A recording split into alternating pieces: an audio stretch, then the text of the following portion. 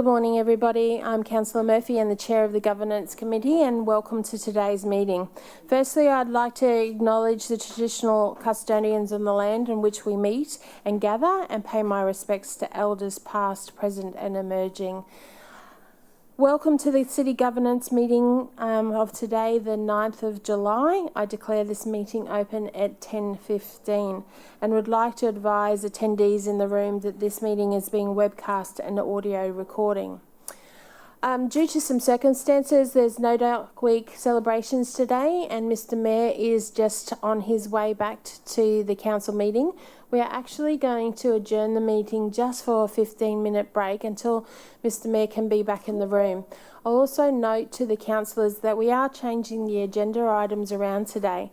So first off, there will be a GB a request with Kim Bryant. Then we'll be going on to the report 6.10, then 6.9, and then we'll flow on as normal with the reports. But first off, we're going to just adjourn this meeting. If I could please, there's a motion up on the board to say that we will adjourn from 10:15 to 10:30, just to allow Mr Mayor to get to this meeting because it's important today. So could I get a mover for that motion, please? Councillor Hall has moved it. Councillor Bannon, Deputy Mayor, has seconded the motion. All those in favour, please raise your hand. Yes, Councillor Bradley? May I ask, what's the purpose of adjourning again? There's just a declaration of conflict of interest that Mr Mayor has to present, and he's doing a prescribed declaration of conflict of interest and wants to speak to his fellow councillors with regards to that. May I ask the city solicitor a question in relation to that? Yes, you may.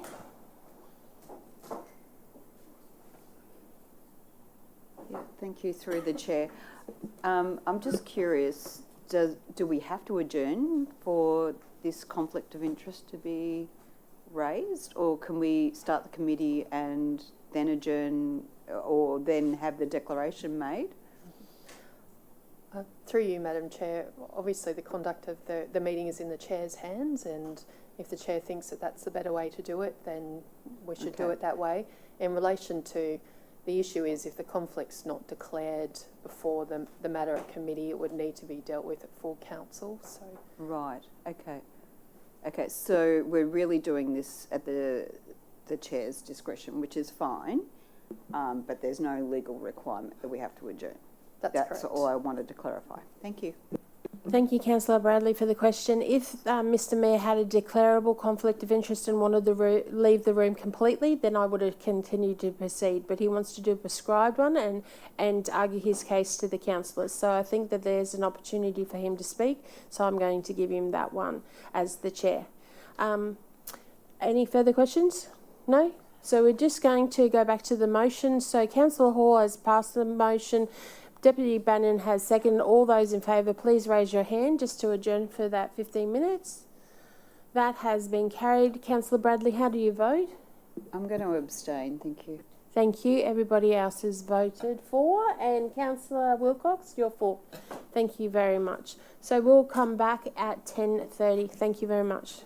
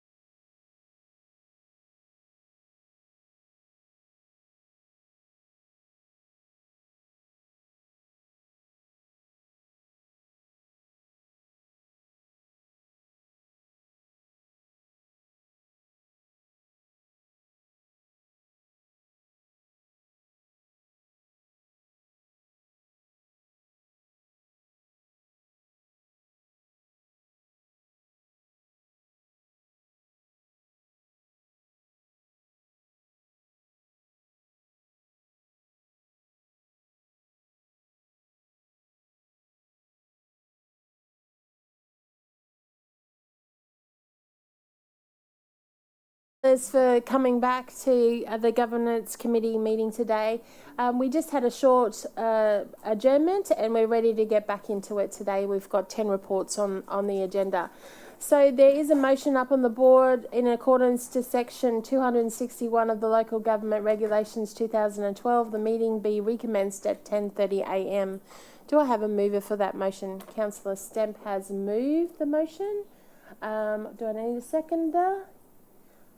Councillor Hall. All those in favour to recommence, please raise your hand. Thank you very much. That has been carried unanimously. So we'll get back onto the agenda items, and we are about to address item number 3, which is the attendance and leave of absence. I know Councillor Wilcox is on Teams today. She's not feeling very well, so she'll pop up from time to time. Councillors, if you see her and I don't, please let me know.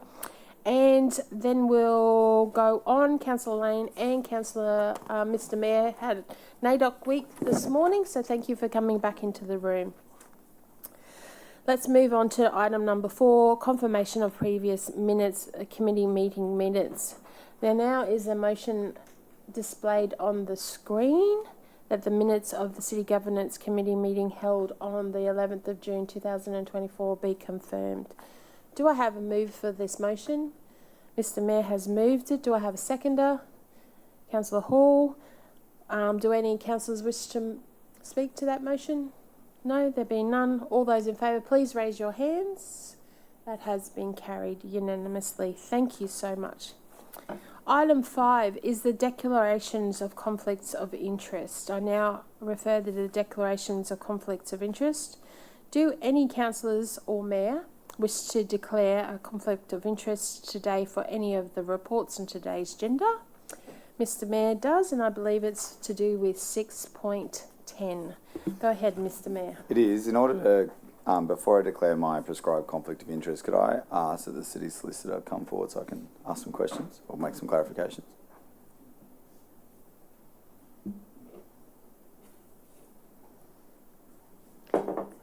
Thank you, Cherie. Good morning, and through you, Madam Chair. So, Cherie,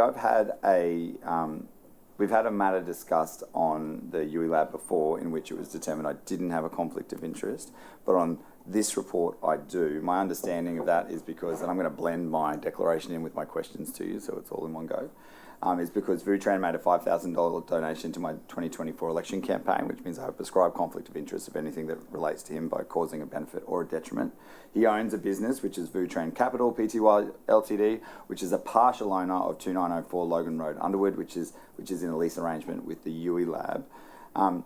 What I was trying to understand when I asked you for advice on this matter was why I couldn't remain in this meeting until we discussed anything relating to the lease and still discuss the other matters that related to UE Lab, because I don't have a conflict with UE, just with who they lease their property from. Can you explain that to me again? Through you, Madam Chair. Thank you. That's right. We did have a discussion about what's different between this matter and the previous matter that was before Council dealing with UE Lab. In relation to this matter, and it's important when we're looking at conflicts to determine what the actual matter is and what's going to be discussed. Your conflict isn't with UE Lab as an entity. So if it was just UE Lab presenting an update on their financial performance, or if it was in relation to a presentation about things that they've been doing, you don't have a conflict in relation to UE Lab. Where you do have a prescribed conflict of interest is in relation to VUTRAN. And in the reports, Council will note that there's a mention of lease arrangements and also some there's some organisational observations in relation to those lease arrangements. My advice was that it's better for you to take a prudent approach and declare a prescribed conflict of interest because of the nexus between the lease arrangements and VUTRAN, because of those company arrangements that you have outlined in your declaration.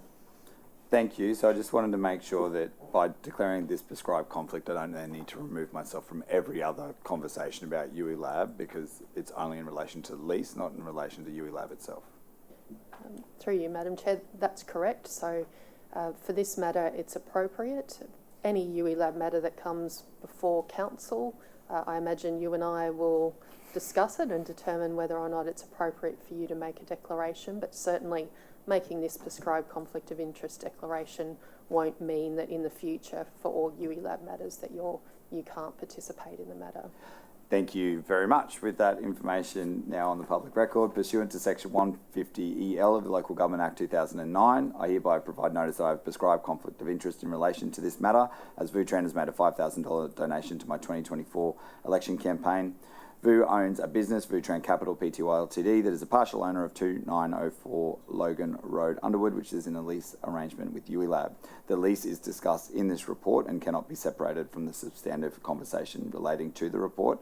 The name of the entity that this conflict is with in particular is A16Y Pty Ltd, is the owner of the property, and VUTRAN is a partial owner of that and that entity through VUTRAN Capital Pty Ltd.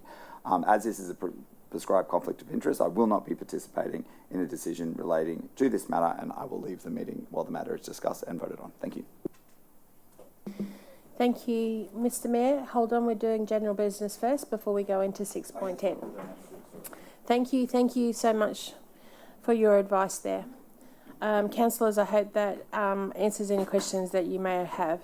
So we'll move on to go into the reports today. First up, I've got the Director of People and Engagement, Kim Bryant, up first. Welcome today. Does anybody have any general business for Kim today?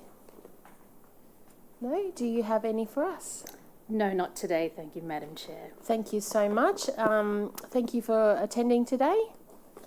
Okay, councillors, with regards to the reports today, we've had a request to change the order, so we'll be going to 6.10 first, then 6.9, then going back to the start of the confidential reports. So we will move on to 6.10, and I'll ask Mr. Mayor if he could please leave the room.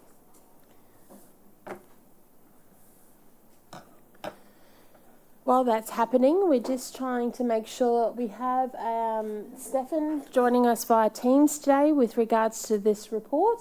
Stefan, can you hear us? And is everything okay? Yes, I can. I hope you can hear me. Yes, thank you. Thank you very much. Just bear with us for a second. And thank you, gentlemen, for joining us here today. So, councillors, the first report that we're addressing today is 6.10, which is the Underwood Innovation Lab 2024-25 strategic documents. I note that this is a confidential report with attachments. Does anybody wish to go into confidential? Councillor Bradley has moved to go into confidential. Is there someone to second that motion? Councillor Russell has seconded the motion. I open the floor to vote. All those in favour to take it into confidential? That has been carried. Councillor Wilcox, so yep. With the exception of Councillor Hall? Against, yeah. Thank you.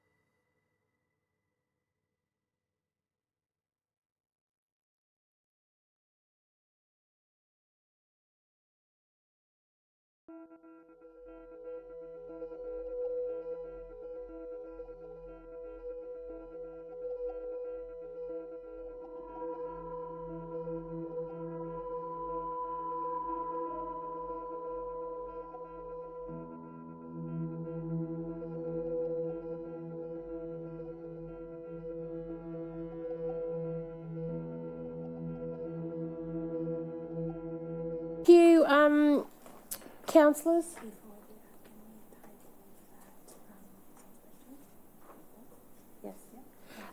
So thank you. We've just come out of closed session. Thank you for being patient. The video recording is back on. Thank you. Before we go to the actual motion, we need to table the Excel spreadsheet that was handed to councillors today with regards to this report. So could I get a mover, please, for that Excel spreadsheet? Councillor Bradley has moved it. Do I have a seconder? Councillor Jackson. All those in favour, please raise your hands. That has been carried with the exception of Councillor Lane. How do you vote? I couldn't read it, so no. Thank you. I'm just waiting on the team to bring up the new motion that we have for this report. The motion is now on the screen for the Underwood Innovation Lab 2024-25 strategic documents. Do I have a mover for that? Councillor Jackson has moved it. The seconder, Councillor Heremiah, has been the seconder. All those in favour, please raise your hands. That has been carried. How do you vote, Councillor Wilcox? I'll go against. I feel that there's still too many answers, too many questions unanswered. Thank you. That has been carried. Thank you for your time today, Dr. Burke and Stefan. I appreciate that you could make it early. Thank you for your time. Thank you. Sorry. Through the chair, Madam Chair, you're welcome. I just thought that you'd indicated that there might have been some councillors outside of confidential that had questions. No, we're all good. I think we really tore that apart in that report and in the confidential section. So thank you for your time today, and we look forward to coming back in August. Thank you.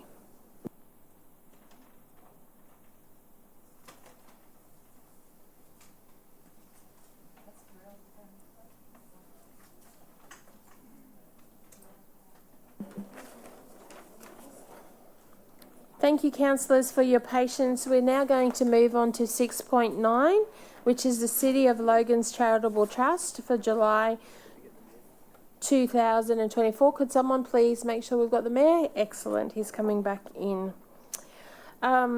Today we have Michael Cohen that will introduce the trust to us. We also have Robert Stratton here to answer any questions as well. Welcome. Thank you for coming today. I'm sorry that we've kept you so long. That our last report was quite lengthy. This is a public report, so I hand it over to you, Michael, to start, please. Thank you, Madam Chair.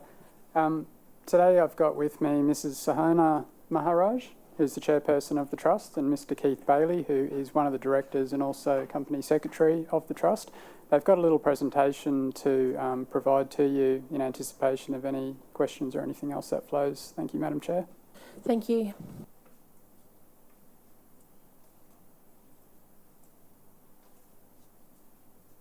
We're wanting to play the PowerPoint presentation, is that correct? Madam Chair, I might just also note that in the report it referenced the chairperson, Sahana, as being the chairperson since 2021. I just want to correct that it's actually just been since April 23 that that's been the case. Okay, thank you. Please proceed. Thank you, Madam Chair. Through the Chair, good morning, councillors, and thank you for the opportunity to speak to you today. The slides before you aim to provide an overview of the progress made during financial year 24, as well as an overview of the Trust strategic plan for financial year 25. Keith and I will talk to various elements of the Trust core focus areas, which consist of the Trust administration, fundraising, investments, and distribution. The next slide, please. Oh, I do. Oh, thank you. So adopting a growth mindset, our key focus during the year has been to build our grants management system and to learn from the 2 planned grant rounds we held during October 23 and May 24 in order to improve the efficiencies and effectiveness of our grant management processes. So both rounds saw us allocate over $177,000 to community projects focused on providing basic amenities, essentials like food, shelter, community educational programs, and safety programs for domestic violence victims. Now, the Trust has run 3 formal grant rounds, and prior to this, grants were allocated as requests for grants were received. So structuring into specific grant rounds has helped the Trust to use its limited resources wisely and focus on using the aggregate grant data it receives from these grant rounds when planning around what those fundraising initiatives should look like. So being an ACNC regulated charity, the Trust really has a complex legal and regulatory framework requiring compliance across federal, state, local laws, as well as supervisory requirements, which is an area of utmost priority for the board. We have therefore prioritized the development of an appropriate policy framework which guides the work we do, and all of this work has been delivered solely by the current 5 directors on the board. Now, during January this year, you would recall we shared with you a project. We had to revamp our website in an endeavor to improve our digital capability. I'm pleased to advise that we have completed this exercise during April this year, and we now have a fully functional website equipped with a donation platform, as well as improved information sources on who we are and our social impact measures. We've also published updates on our programs of work, such as our solicitation campaigns, which currently includes a winter fundraising appeal. It's also pleasing to note that we are being noticed by the local community as an independent entity striving to make a difference in the community. We have been invited to attend various community engagements, which has assisted us to build local knowledge and visibility, as well as gather data to support both our grant and fundraising planning. So we have invested time in building relationships with charities in Logan, and this has stood us in good stead, assisting us to collect some valuable insights into topical community needs requiring funding for meaningful impact. Now, our community engagement work, as well as our radio presence, is also assisting us to build a storyboard of case studies that we can use in our fundraising efforts, as this is where the art of storytelling for fundraising will serve as a game changer. Now, research shows that 90% of people give because someone has asked them through storytelling. So we know that stories leave a lasting impression, and therefore we will use our community projects we fund to weave that narrative to move potential sponsors and donors to take action. We will also promote these stories on our website and social media platforms, radio and print, and we will share these with your offices as well. We've also registered the Trust as a beneficiary of the Containers for Change initiative during April this year, and we have received a couple of donations on this platform. Going forward, marketing our presence on this platform will be a key focus for us, as it is cost-effective, has widespread popularity, and there's an opportunity for us to leverage the marketing campaigns invested in by the Containers for Change program. Now, as a compliance requirement, we have also completed documenting a fit-for-purpose investment strategy, which consists of the steps that the Trust will take to maximize its ability to grow funds, amongst others. For example, we have reviewed our financial banking arrangements and have invested in short-term term accounts, which benefits the Trust with interest income earned in between our grant rounds. Now, as you can appreciate, each of these tiles have a time and labor-intensive program of work behind them, which is being delivered solely by the current 5 part-time volunteer directors on the board. The Trust's work requires a daily focus by an operational arm, which it currently lacks due to an inherent defect in the initial setting up of the Trust back in 2017. And therefore, we have entered into conversations with Council to talk about the fact that this defect renders the Trust non-compliant with Council's best practice framework for beneficial enterprises, and how we might go around looking at perhaps creating some form of resourcing to the Trust in the form of an operating budget or in terms of manpower. So as an interim contingency, though, we have developed position descriptions for volunteer resources to support our grants and fundraising efforts, and we are taking a targeted approach in securing talented individuals to join the Trust. We will share more about this in a later slide. The next slide actually aims to give you a bit of a view of the work we have done. I just want to get my slides right. Okay, so in terms of the one more point on this particular slide here is we have been in discussions with Council regarding the provision of a company secretarial service to the board, and this is currently being worked through. In the interim, Keith and I are fulfilling the company secretary's function, which detracts from the value and the time we could be using to promote the Trust's philanthropic work. So we need to also consider how the resourcing planning will support the Trust going forward. One of the things we've also done is we've secured a pro bono executive search headhunter for about 30 days to assist us to take a more targeted approach with experienced non-executive directors with a view of filling 2 vacancies on our board at the moment. And we're currently in the middle of reviewing some resumes we've received. The next slide up there provides you with a snapshot of the Trust strategic plan on a page for financial year 25.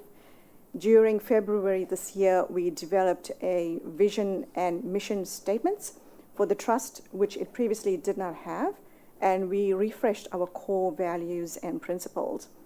We identified strategic objectives across the typical business focus areas being finance, stakeholders, internal process, and organizational capability, and we used these objectives to identify measures, targets, and initiatives to deliver on our core purpose. Now, in order to ensure this plan is successful, we have recommenced those conversations with Council to understand how we can collaborate to ensure operational plans can be effectively executed. Now, the board is also very much focused on ensuring we have a doable fundraising strategy for this financial year.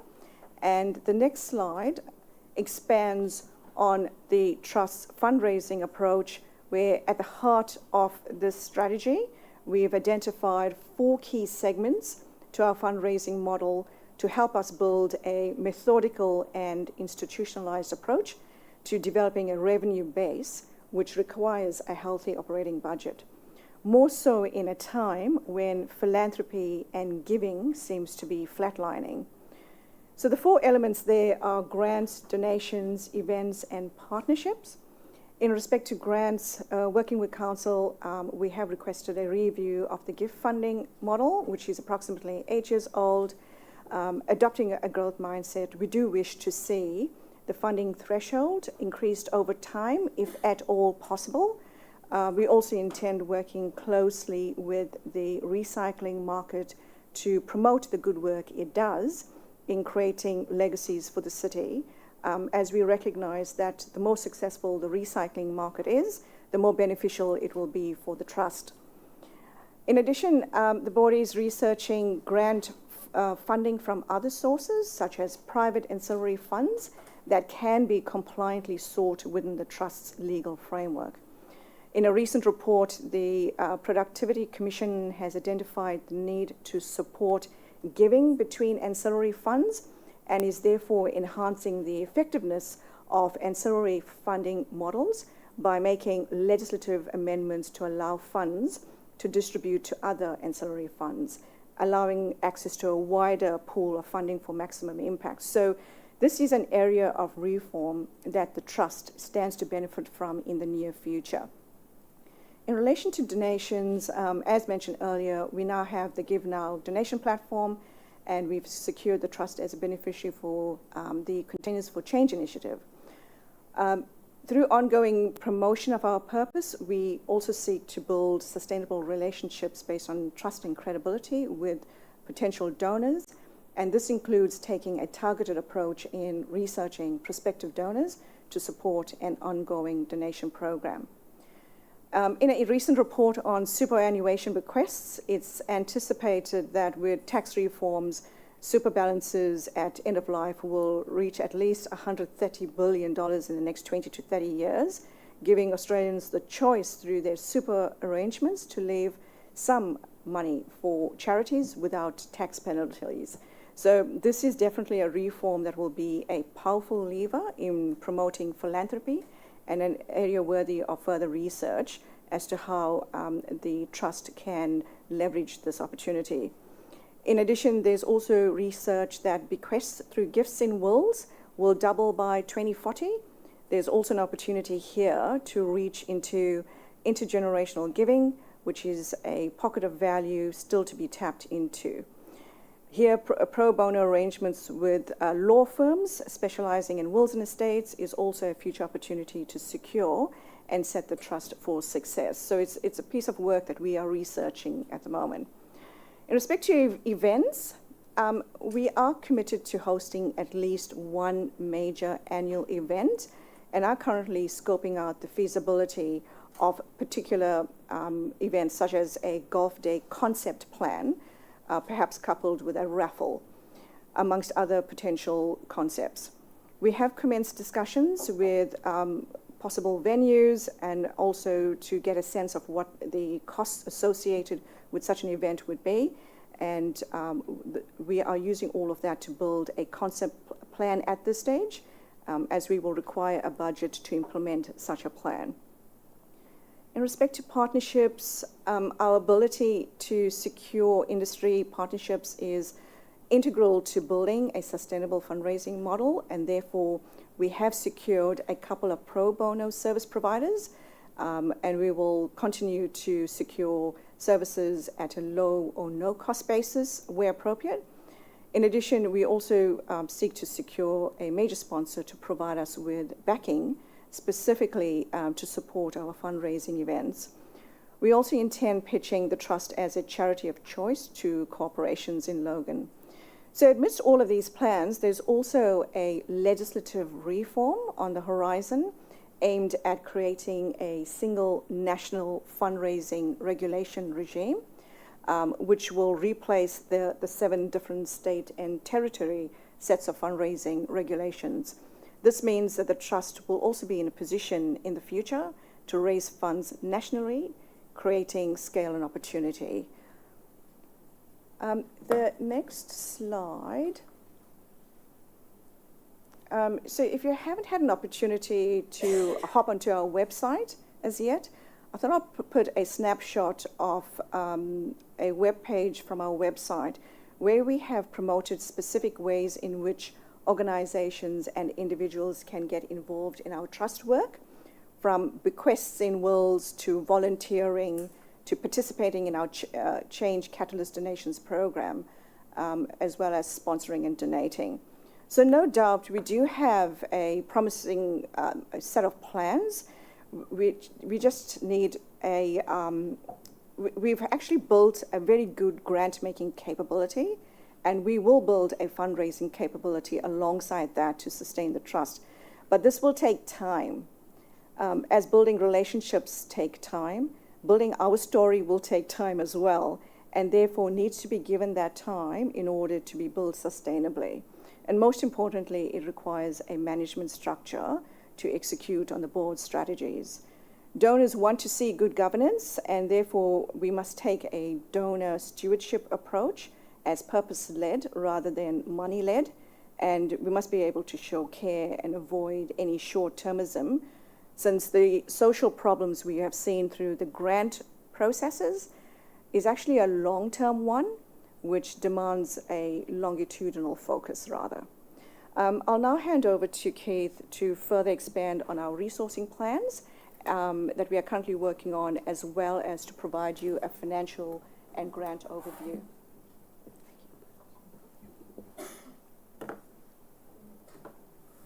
Through the chair, good afternoon, councillors and staff. I'm Keith Bailey. I'm acting company secretary and the chair of the Audit and Finance Compliance Committee. The purpose of this chart is to give you an insight to the current structure of the trustee and the trust. We're directors of the trustee, and our functional roles is to administer the trust. This structure has been maturing and evolving. There's 5 directors and effectively the board and 3 subcommittees.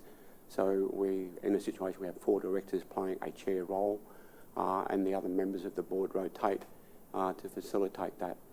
So the board itself is normally formally meeting monthly in an attempt to make ourselves more effective. We're trying to deal with typical governance board discussions out of hours, so we become more effective at those sessions. With the subcommittees, which is the bottom layer, they've been evolving both in process, skill sets, drafting of charters, and improving the knowledge and the processes per se. The initial focus was trying to just catch up on historical matters and cleaning up the audit, finance and risk processes. It was the first thing we addressed late last year. And then we shifted more to building the grants, processes and applications. And our current priority is trying to put in place now the fundraising capability. We've brought on skill sets. We need more skill sets to facilitate that. With respect to the grants round, we've just recently advertised for a grants administrator, which is on our website and floating through LinkedIn. The challenges we have is the board itself is both the board and the resource. So we are having to do the groundwork, and we're typically doing that out of hours, and we've been getting a fair bit of momentum. But it's really diluting our personal effectiveness and the skills that we really have. I'm spending, for example, 1 to 2 days a week wearing multiple hats, where I could be administering compliance work, which is a process that we have to comply with, but my energy could be better focused on using my networks and philanthropy and other things. But we're in this sort of catch. The nominations committee is a process we've set up when we either need to recruit directors or other specific resources. We go through a proper framework. The evolution of this structure is complying with the council's best practice framework for the beneficial enterprises. Sahana and myself have also got good practical governance experience in other enterprises, and we're using those areas. The main issue where this doesn't work is that we're swapping roles on the same table in an attempt to deliver all the required services to facilitate that. That time of year, we're just about to go through all the audits. Interestingly, we will be having the grants administration processes audited for the first time from the QAO, mainly because our funds out have gone to such a higher level compared to past. Something had popped up in the risk assessment process, so we're getting assessment in more depth commencing from this Friday. The next couple of slides are focusing more on the numbers. This gives you a high-level insight to the grant rounds over the last few years, and specifically this fiscal year. As you can see, from 21 to 24, there's been a slow, steady increase in grants out, with FY24 being clearly a major milestone. The May grant round that we went through, we're actually oversubscribed. We've had to work with a budget limitation, so we can't satisfy all requests. So we've basically had to selectively identify the most meritorious grant requests, and our thinking and consideration was focused on current needs, where the community's seeking help in basic things for food, domestic violence, homelessness. There are a lot of other meticulous applications sent, but they were providing benefits and returns in 18 months, 2 years' time, where we wanted to have immediate impact to the people who need that now, and that influenced the allocations. During, I think, 1920, maybe back at 21, the trust had been, I suppose, hibernated through COVID and part of the rear-end restructuring of the council. But I believe there's been quite a lot of momentum in the last 18 months. This one here gives you a summary over the last 3 rounds, and these are on 6 months basis, as to where the funds are going into from a segment point of view. And as I mentioned, it's mainly towards domestic violence, food delivery, both to community or specifically schools, mental health. There's been quite a lot of, and it's getting plenty of public attention, but there's been a lot of activity in domestic violence. So the service we're trying to help is support those who help people before they exit their relationship, and those that are distressed as soon as they've got out of it, and then bedding themselves in. So we've been trying to help those particular community area needs. The training and education has been directed towards food, sustainability, personal development for youths who have lost their way, and developing mentoring-ships through schools. Typically, demand exceeds supply, but that gives you a distribution of those funds. This here gives you a perspective over the last 4 fiscal years. This is a simple summary.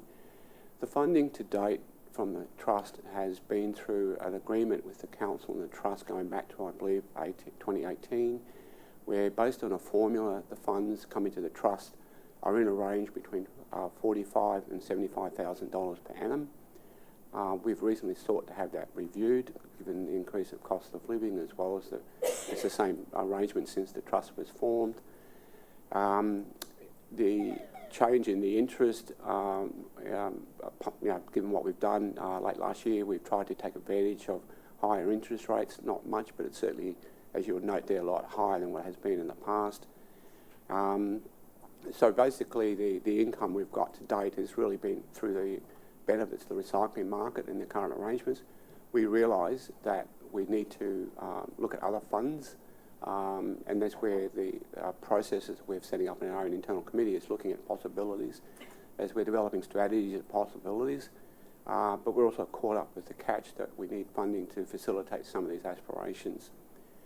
The next line there on the grants distributed is just showing those in the last the last 4 half-year sessions. It's just an extension of the previous slide. As you can see, it's quite dramatic in the last 12 months. The main expenses for the Trust are more to do with statutory and regulatory compliance. Typically, there's $10,000 to $12,000 a year being incurred with audits, accounting, compliances. It's very difficult to get those costs down because they're all predefined. We have tried to keep normal operating costs down, that we can minimise that, and most of that's been either through the skill sets of the directors or taking advantage of our relationships to get pro bono support for other areas, which have varied from legal to accounting to advisory in different areas. You'll see on the second line from the bottom that because our grants out have been increasing, that naturally the surpluses have been reducing, and the bottom line, which is really cash in the bank, we're at a stage now where at about 80,000. The FY25, if nothing else changes, the intent would be about a $60,000 grant round in May 25 would be about 30,000, and October of this year would be about 60. That's assuming nothing else changes. So that would leave us roughly about 30,000 in the Trust funds at the end of FY25.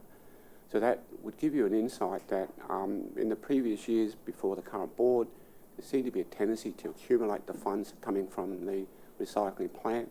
We've tried to ensure it's gone out effectively to the community, but as you can see, appreciate the reserves are dwindling, which is just raising the necessity to get back onto the fundraising program. That's the priority of the current board.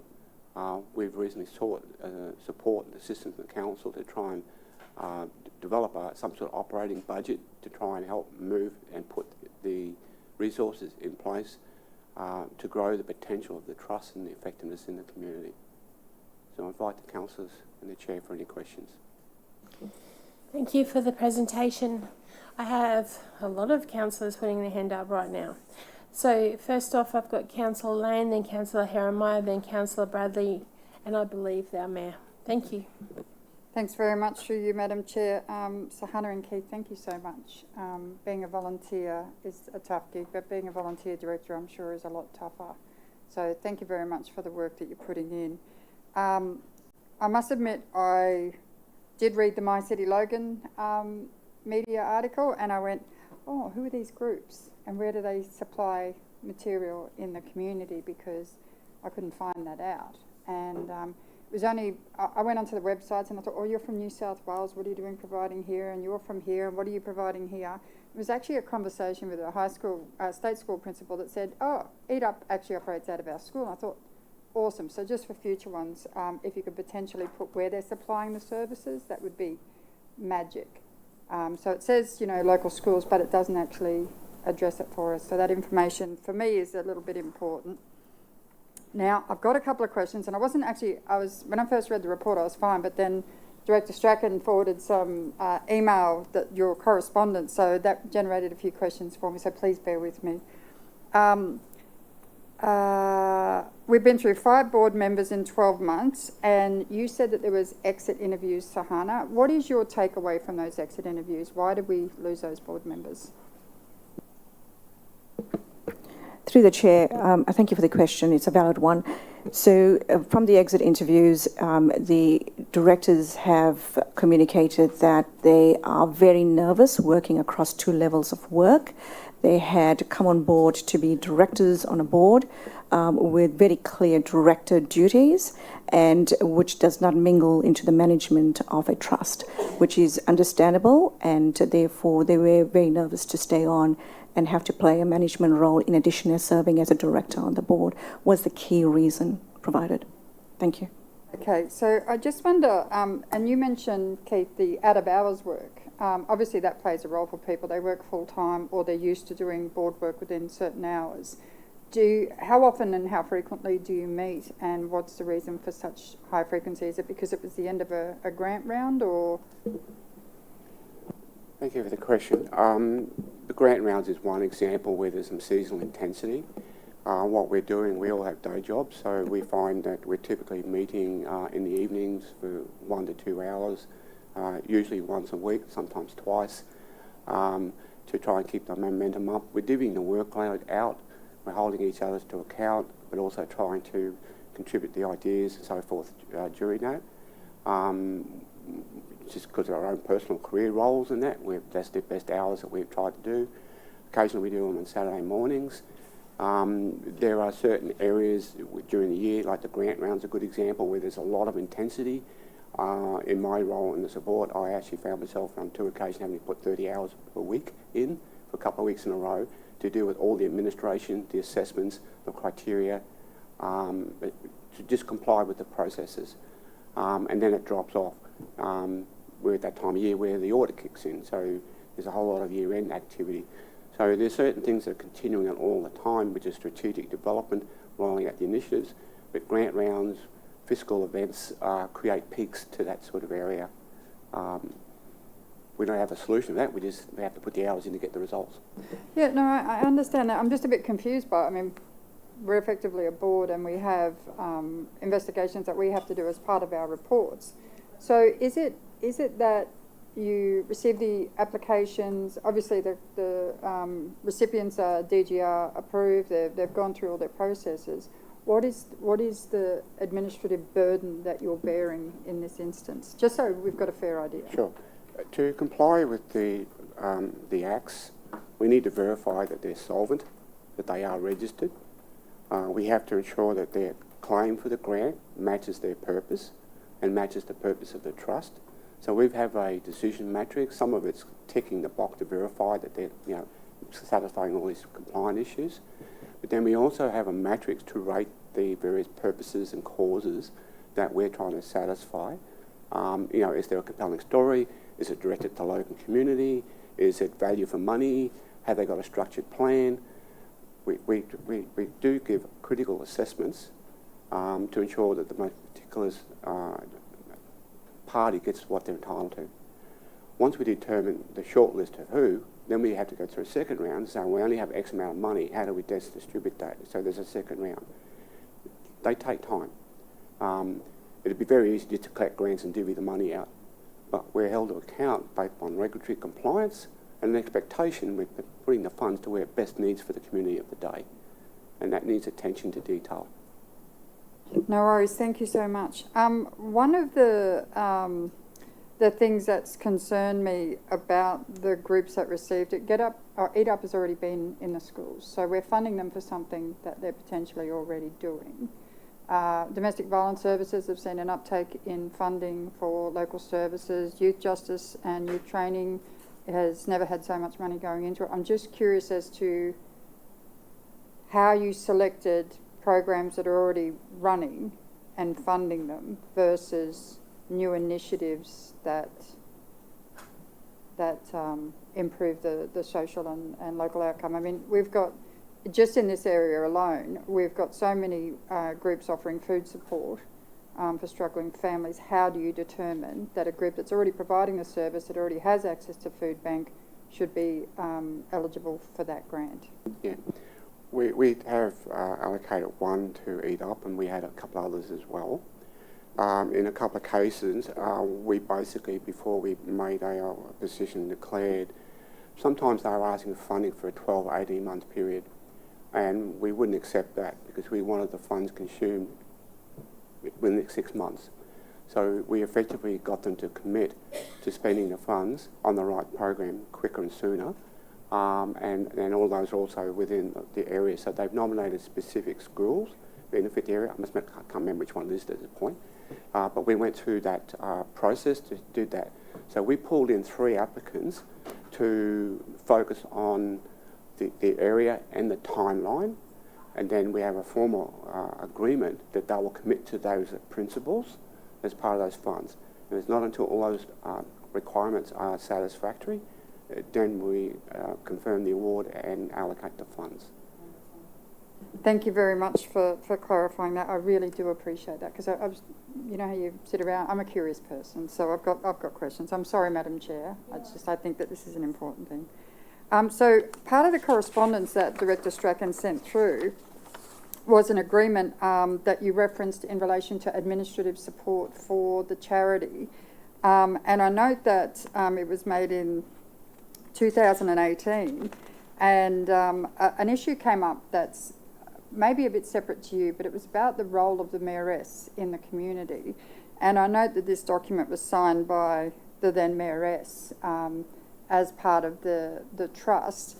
There's been some conversations around the Mayoress joining the board. Is that something that you are considering, or is there a view as the chair or that you have in relation to this?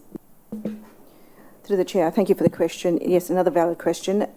We have our position description for non-executive directors, and that position description has mandatory criteria as to the type of caliber of director we expect on the board in terms of qualification, skills and experience. We have also developed other role profiles that we would like to see supporting the board. For example, under the trust deed, there's an opportunity for the trust to bring on board a patron or patrons to support the trust. There is a grand opportunity there to develop a position definition for a patron, and that's what the board has spent some time doing recently, was to structure a profile for a patron. And as part of our resource planning, we pulled on together what would a patron role deliver, what would our ambassadors deliver, what would a volunteer network deliver. We have to consider all of these things together so that we build a coherent structure to support us going forward. So yes, absolutely, we have considered the Mayoress and the opportunity for her to support the trust. We have also started conversations with the Mayoress. Thank you. Thanks very much for that. So we patterned this off Brisbane, wasn't it, Robert? The trust was patterned off Brisbane. Is the Mayoress of Brisbane a patron, or is she a member of the board, and the Mayoress of the Gold Coast, is she a patron or a member of the board on the charity trust down there? Do you know the answer to that, Robert, at all? I think they are members of the board and they are chairs. Do you know if they have a predetermined set of qualifications that they have to have, or just being the mayoress is enough? That's probably more of a legal question in relation to maybe time for the city solicitor to join the conversation just to talk to that particular one. But there are, in relation to directors on these types of boards, there is a requirement there for them for the majority of members, not all members, to fall within a certain criteria. So I might pass that one over to Cherie. Thank you. Through you, Madam Chair, I understand that the Mayoress of the Gold Coast is a director, not the chair, but she's certainly on the board. That the chair of the Brisbane Charity Trust is the mayoress. In relation to the qualifications, as Robert alluded to, there are certain requirements for particular directors, but not all directors. It is the case, though, of course, that a particular board may look for particular types of individuals who they think will be able to best assist them in achieving the board's purpose. Thanks very much for that, Cherie. That's really greatly appreciated. My concerns around this is I don't think that a person that hasn't done the AICD necessarily should be the chair of the board. I don't believe that that's probably the best outcome, but I do believe having a mayoress as part of that board is an important part of it. I read your report and my concerns are around, we've got some highly skilled, qualified people on this board and absolute regard and respect for each of their qualifications. I think that you've been working very hard to put all of the steps in place. My concern is that I don't know that any of them are local or live locally, know the challenges, know the groups, and we have a mayoress currently in place, and she does know the community. She's worked for council. She's got the drive to be a part of it. I think being a patron, I'm a patron of a group. I have nothing to do with the day-to-day running. I'm a figurehead. That's all I am. So being a part of the board, I think, is very important. And I wanted to raise that today because I had curiosity as to whether or not it was retaining independence and, you know, any exposure that you thought you might be open to. I'm not sure, but I just wanted to query that and just interrogate that a little bit. If I may, with the current trust deed, it acknowledges, as Sahana mentioned, the potential appointment of patrons, singular or plural. It also has a qualifying statement that the patron does not have the authority to influence or direct the application of grants. So we've been considering that in part of a role profile for a patron and ambassadors, working within the rules that have already been conveyed by council. So that's coming into context. If you put that in position, that patron cannot be a director. Forgive my ignorance, and again, as I said, I haven't done the AICD course, but it doesn't quite... if you have a person that comes into that as a non-qualified AI, and I would imagine that at some stage she would try and do the course and become qualified to be on the board. But my curiosity is more around, she knows the group, she's not affiliated to any of them, there's no specific group that she's would probably have a conflict on. So how would that play out? I'm just uncertain about this. The influence that the mayoress will bring will be invaluable to us, and it can be served without having to be a director on the board. If you look at council's best practice for beneficial enterprises, the framework, it calls out that the board needs to maintain independence.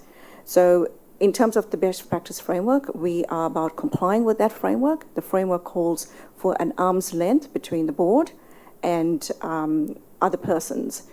We are very strict on managing conflicts of interest, for example, and we want to make sure that the actual perceived and potential conflicts of interest are being managed adequately and effectively, given that public scrutiny could be one of the risks associated with not having an independent board. And as well as, just to go back to the point about an AICD qualification, with our current recruitment of directors onto the board, we have a position description with mandatory selection criteria, which requires an AICD qualification, a graduation of the AICD. We are all for mentoring and coaching persons to eventually one day be directors on the board. And what we intend to do through the workshops we ran over the past couple of nights is to use the patron position profile as well as the ambassador position profile to put them on a pathway towards becoming directors on the board. That means mentoring, coaching, as well as ensuring they get the appropriate qualifications and exposure to board meetings so that they will then be able to build that competence and capability to be non-executive directors in a much more sustainable manner for the trust. Thank you. And while I appreciate that answer, that means that the mayoress will never be on the board because you've got an independent stance right now, and regardless of any future qualifications, she probably, under the board's thing, she would never be truly independent because she's married to the mayor and therefore somehow connected to council but not a employee of council. Okay, so I've got more questions, that's okay. The request calls for the funding, and I looked at that. We've got $80,000 went out in 2023 and $177,000 this last financial year. I think that's fantastic, and I love that groups are getting that money. As an independent board, why would council fund these costs rather than have you apply through the grants process as every other not-for-profit charitable organisation or trust does? Why wouldn't we say, if you're holding an event, you can have access to funding of up to between $2,000 and $20,000 through the events grants. If you're holding a golf day, you can have the same depending on the number of people there. Why would council fund those fundraising efforts if you're independent? I don't quite understand that. Those are items for discussion with council via the letter to the CEO, and we wanted to explore council's appetite in providing various options. The appropriate process would be for the trust to be provided with an operating budget, and that could be through a process, for example, where we apply for a grant. We get the gift funding every year. One of the opportunities is to increase that threshold so that we can accommodate an operating budget in that value we get on an annual basis. The other opportunity is perhaps for council to talk about the option of a separate operating budget, but I think in that annual grant round, that would be where we would position it. Honestly, I think that the work that you do as volunteer board directors is amazing, and I'm not in any way, shape or form questioning anybody's ethics, integrity or anything else. On a $45,000 to $75,000 grant, we're asking for administrative officers, 2 several days a week, operating costs to run the trust and funding to create fundraising opportunities. At this stage, that's overtaken the actual amount that we're putting out there currently. It's not to say that it wouldn't be in the future, and a good fundraiser would be good. But we're also setting it up to compete against local charities that are already running fundraisers in the community. Palliative Aid for Logan, Mental Health, Defenders for Hope. We're actually looking at and pitting ourselves, or pitting the independent board of the City of Logan Charity Trust against those as fundraisers for the area. But we're also stepping back and saying, well, council's going to help out fund it in competition with these other groups. I'm challenged by that because I just see that we're putting an unfair advantage on this charity trust that other groups don't have, and then we're putting our trust in competition with them for fundraising in the local community. I know the money, the distribution goes to the community. I just see that as a bit of a challenge for me personally, that's all. So thank you very much I really appreciate it. Thank you, and thank you for the hard work that you are doing. It's really appreciated. Thank you. Councillor Lane. Councillor Harebrant and Councillor Wilcox, before we go, I have got you noted down. Thank you. Councillor Harebrant. Thank you, Madam Chair. I have a couple of questions around 2 strategies, but my first comments are in a similar vein to Councillor Lane. I'd like to thank you for your volunteer work for the subsidiary. I think it's fantastic work, and the fact that you do it for free is very admirable. Before I go on to my questions, just to comment on the Gold Coast. The Gold Coast has a number of subsidiaries, none of which are a charitable trust. So there is something that's called the Trustee for Gold Coast Mayoress Charity Foundation.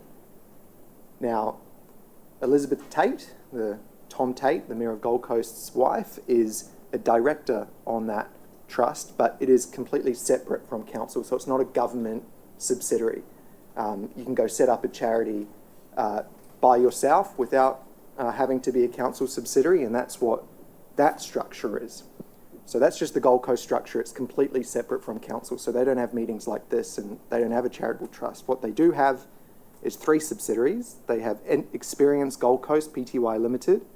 They have HOTA Gold Coast Pty Limited, which is their arts precinct, and they have another subsidiary called the Trustee for the Josephine Ulrich and Wynne Schrolbort Photography Foundation for the Arts. So those are their 3 subsidiaries. One's a bit different than the other, but none of them are a charity subsidiary, so that's just something to note.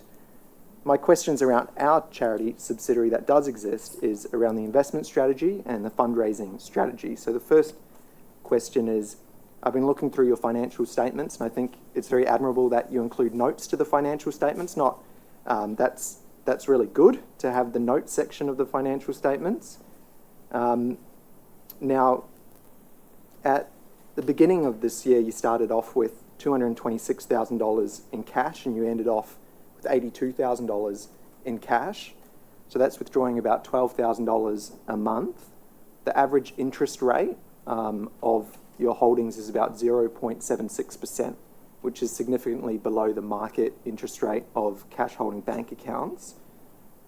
Now that we still have $82,000 in the bank, if we put it in a bank account with 5% interest rate instead of a 0.76% interest rate, we could earn more than $4,000 more than what we would earn with the current strategy of your bank accounts. So is there a plan to reform how you store that cash? And if so, what is it? Yeah, thank you for the question. With me coming on with the board in July last year, bringing the financial skill sets in, I was quick to identify that, and the historical numbers proved this, that the interest opportunities were fairly low. The money was just left in the bank, nothing being done. So in October, we then committed what surplus funds we had into fixed term deposits. We also had to develop an investment strategy, which is a requirement of ACNC. It also is quite rigid. We cannot speculate with funds, and it narrowed down the pathway of how to get returns on the borrowable cash. We can't work with property, we can't deal with shares, we can't deal with superannuation. And when you go through all the possibilities, the best option we had was trying to take advantage of the highest interest rate we could get ourselves into. So what basically we did was we have done this twice now, where we've allocated funds over and above what we felt we needed, locked them into a 5-6 month short-term deposit, which is where those numbers are kicked up for FY24. But frankly, they should have been done 2-3 years ago when the funds were much higher. There's an opportunity that's been missed. But that's effectively from an investment strategy, that's the best option and a very limited option that we have to increase the earnings of the cash that's just sitting there. That's been the main issue.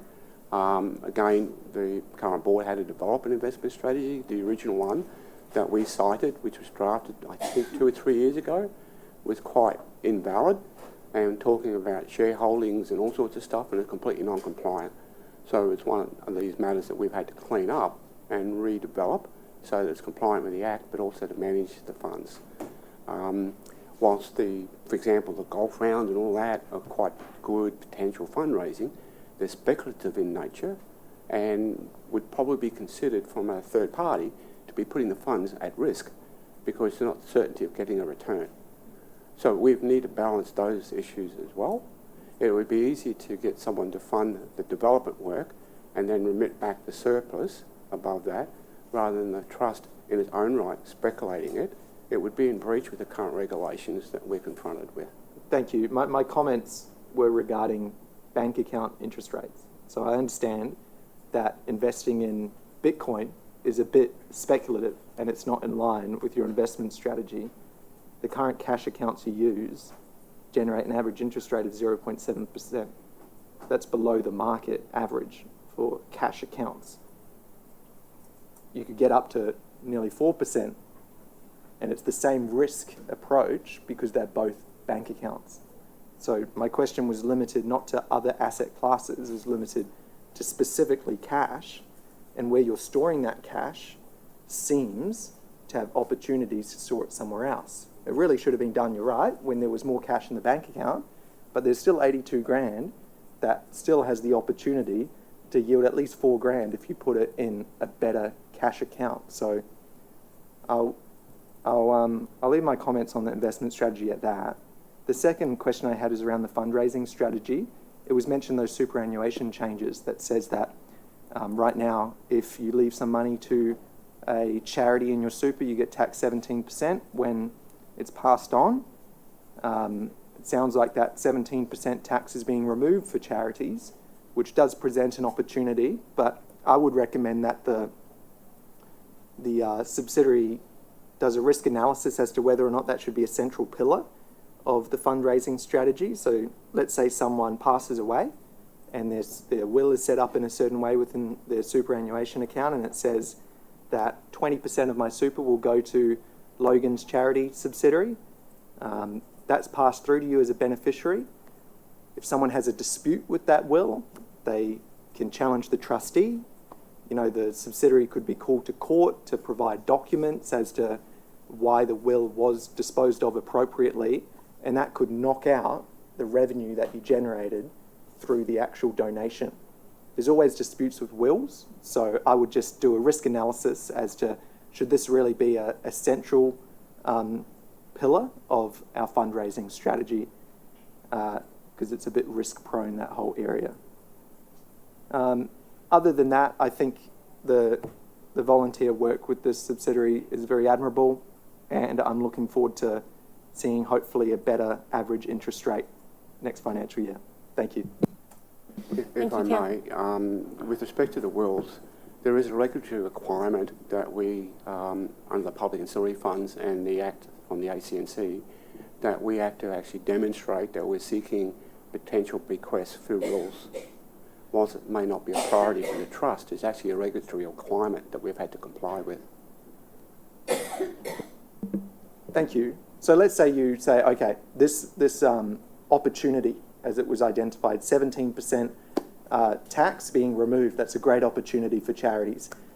And you say, we really want to lean in on this, we're going to put some attention to it, we're going to put up a Facebook post saying, label the City of Logan Charitable Trust as a beneficiary in your trust, in your superannuation account. You can donate to us and it'll be amazing. Then that person passes away and you receive those funds, let's say it's $10,000, that's great. But what if someone challenges that will and you have to pay for lawyers to go and attend the court, provide documents proving why you're an eligible beneficiary and why it was all kosher? Even the costs of attending it would knock out the amount of money you raised through having that as a central pillar.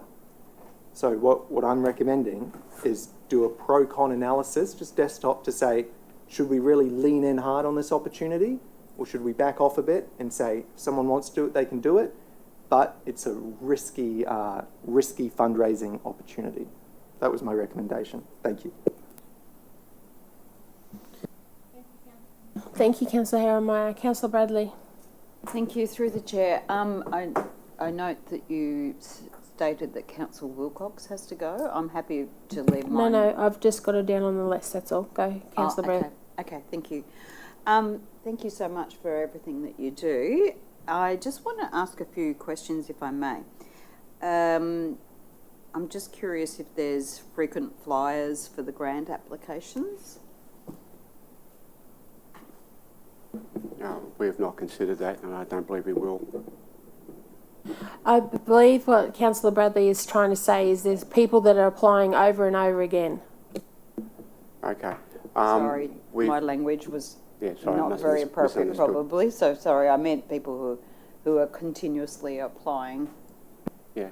In my brief period of looking through the current grants and even recent ones, we've only had a couple of examples where people have applied twice, and we in fact rejected one that had done that again in the last round.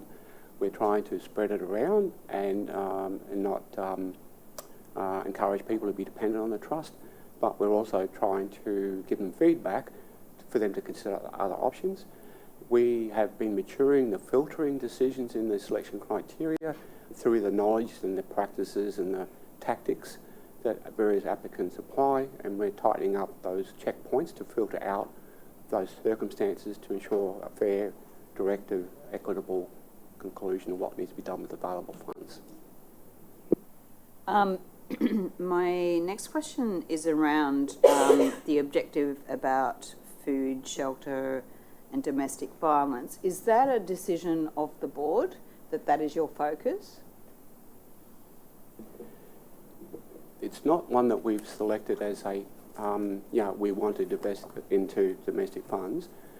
We're members of the local community. We're certainly seeing a lot of airplay, like everybody else is. We consider the applicants that have come through. We don't go outside those applicants and ask others to come in and put it in. We consider the applicants that were formally tabled that are compliant. In the last round, we didn't have any specific, because they were certainly dealt with in the previous round, and they're still held to account for that. They required a 12-month program. We made a decision at board that if a particular grant was still hadn't been fully expended, then that would rule them out in the current consideration if they came back for a second bite. Thank you so much. Now, if I may ask a question of the City Solicitor, if it's possible.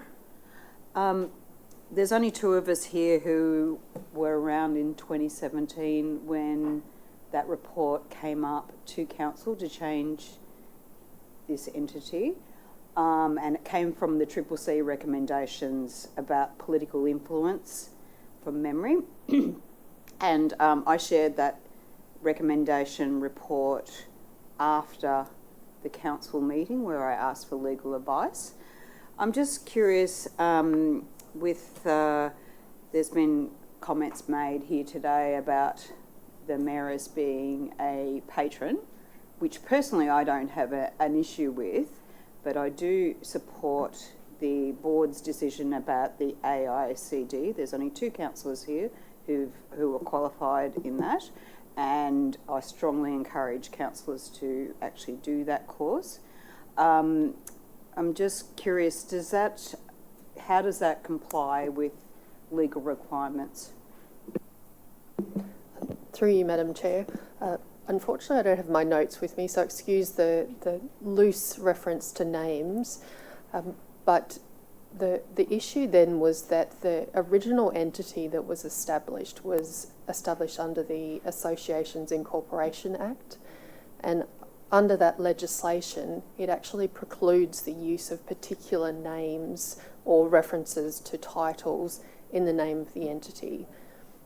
At that point in time, there was an amendment to the Associations Incorporation Act to include a reference to mayor, mayoress, councillor in the title. And as you're correct in saying that came about in relation to a CCC report. What happened though was council's response to dealing with that was to change the corporate structure of the entity. So that legislation and the requirement to not include mayoress or mayor in the title no longer applies to this particular entity. So I don't have a concern about what happened then. It's not relevant to the entity as it stands now.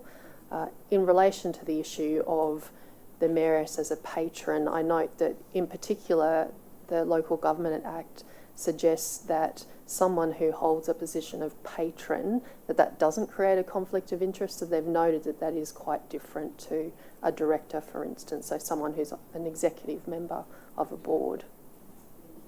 Being a patron, there's no political influence on the decision-making of the board.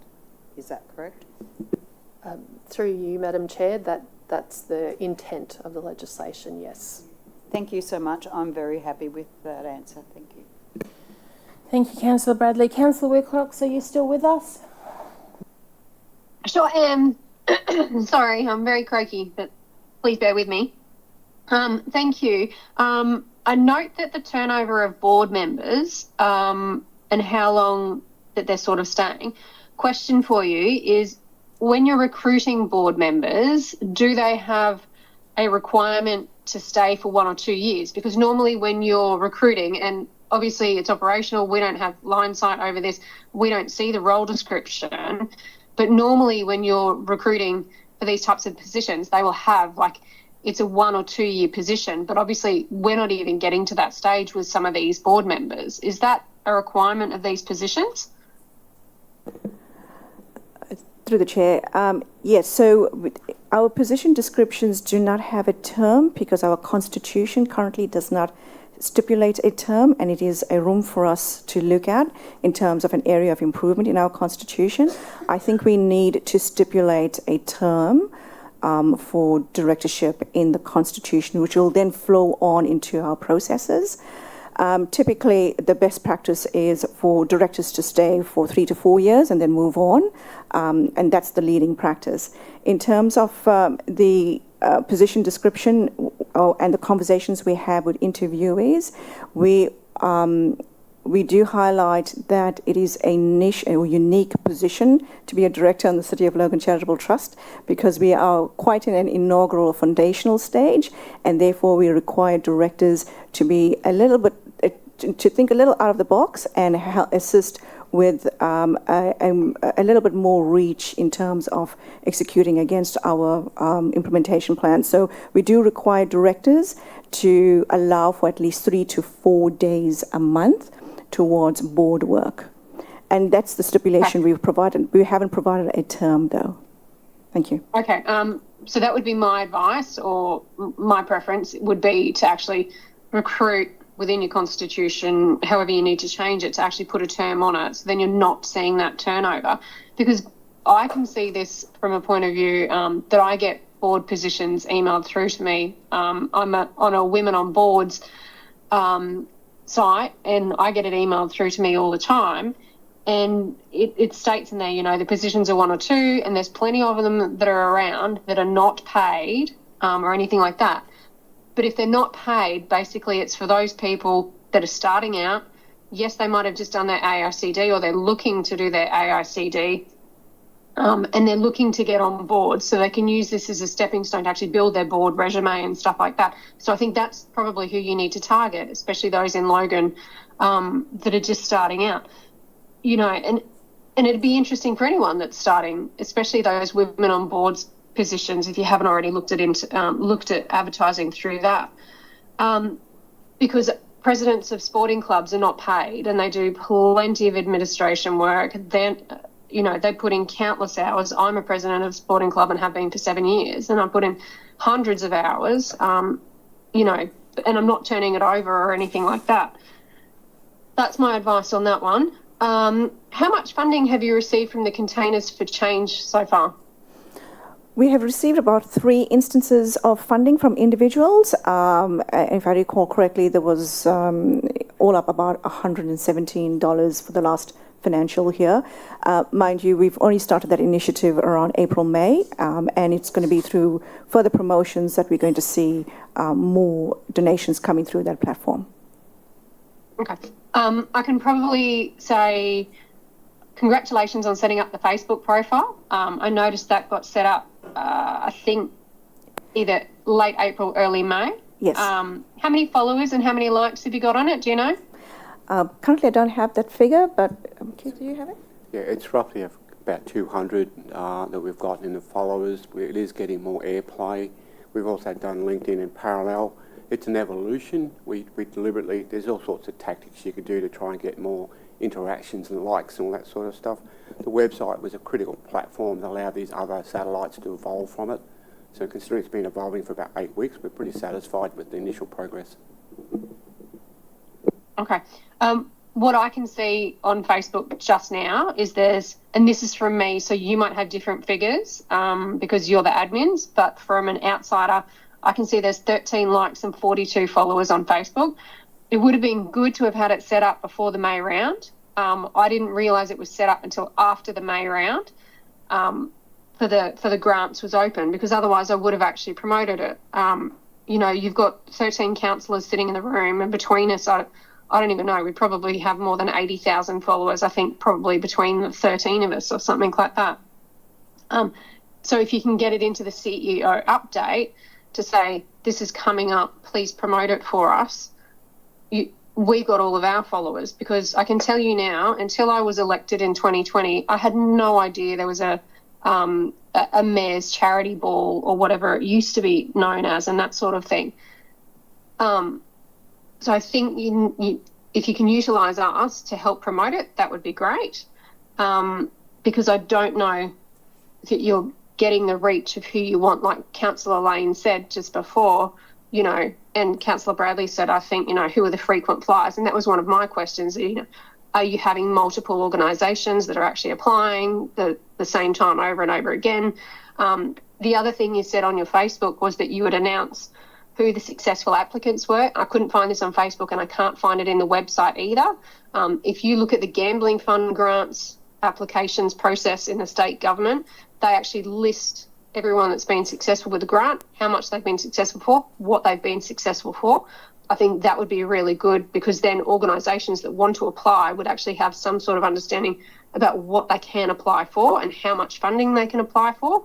When I'm assisting local community groups, I always say, have you thought about this grant? Have you thought about this grant? Let's think outside the square and stuff like that, because I literally didn't know that this was up and running and you were actually wanting people to apply. Otherwise, I would have sent, you know, Division 11 community groups that were trying to help give community members and stuff like that to apply, but I literally didn't know about it. So if you're not utilising us, how's the messaging getting out there? Where have the gifts from 21, 22 and 23 come from? Sorry, could you repeat the question? It's listed. It's listed on the website, and there's funding amounts next to it, but I don't know where those gifts have come from. Yeah, the original website was very vanilla, and it was really just a static website. It had no impact. It was one of the initiatives that we took to completely rechange it. So it was a development project that went on for about 3 or 4 months, which we got through pro bono, and as I mentioned before, it was used as a satellite, evolving from that to both fundraising and the spin-off through the other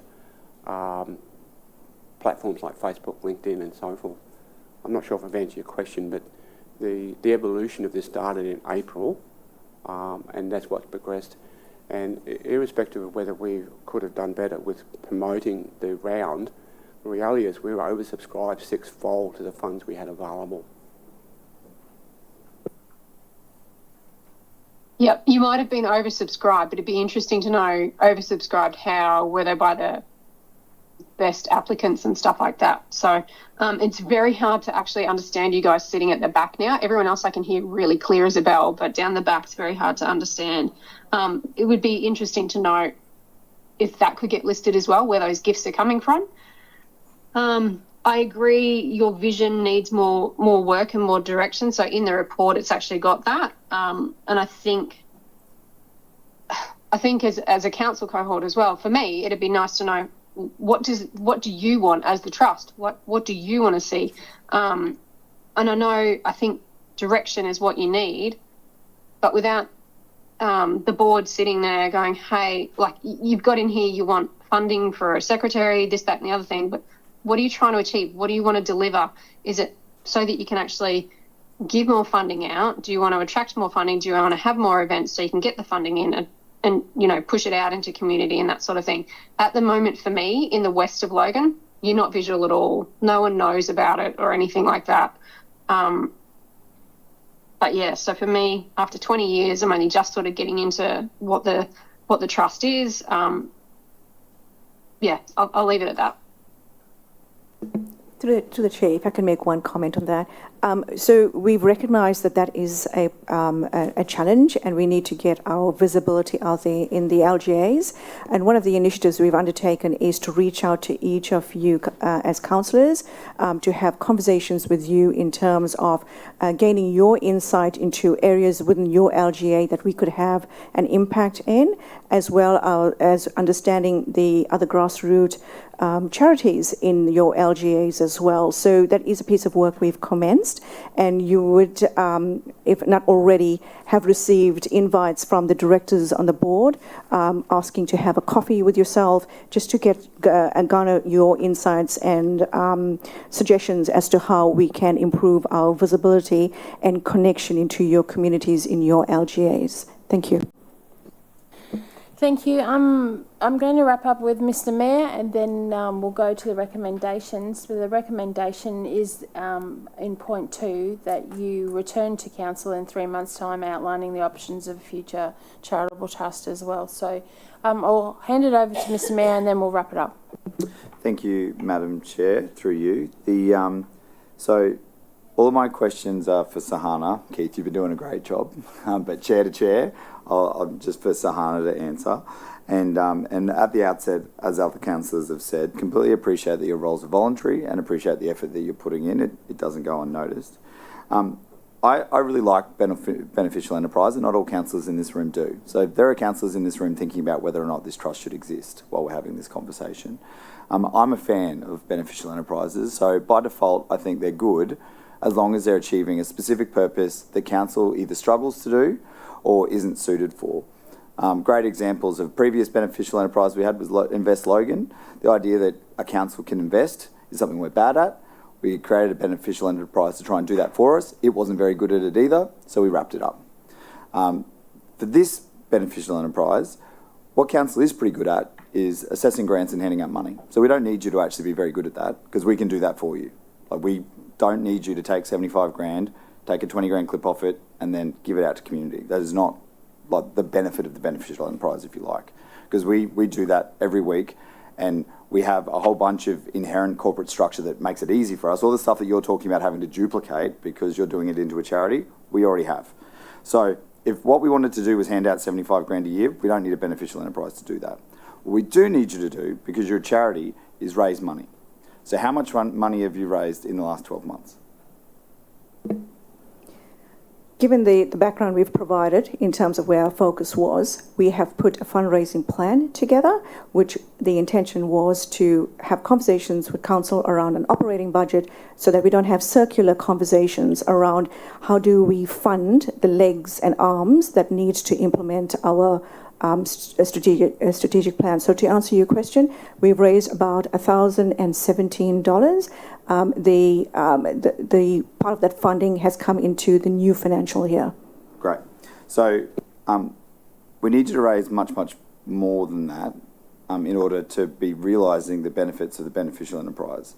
Because as Councillor Jeremiah pointed out, Gold Coast has a completely separate Maris's Trust entity that, while related to Gold Coast by name of her title, isn't connected to the council in any other way, shape or form, and it raises a fair bit of money.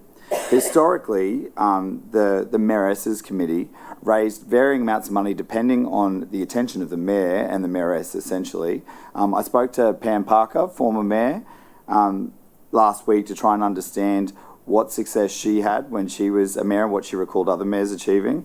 So she said, essentially, with the support of the Mayor, the Mayoresses Committee raised about $200,000 off one gala event that she hosted, compared to the previous Mayor before her who had less engagement, and his partner had less engagement with the Mayoresses Committee, only raised about $20,000 for the same event. So the difference between the profile and the amount of energy that the Mayor puts in creates a fair bit of extra attention and philanthropic support from the city, which is the benefit of your beneficial enterprise. It's the advantage that you have, right? Because while I appreciate you say you want the board to be independent, the reality is that you're not independent. You're a beneficial enterprise owned by Logan City Council that receives $75,000 a year from us. We're providing admin support, you want operational support, so there's nothing independent about this beneficial enterprise other than the fact that the board members make decisions on their own. But if we were talking about a truly independent charity, we would just get them to do an EOI on the 75 grand gift that we give from the recycling market every year, and let people compete for what they think the best use of that gift was. And Councillor Bradley's just said we used to do that.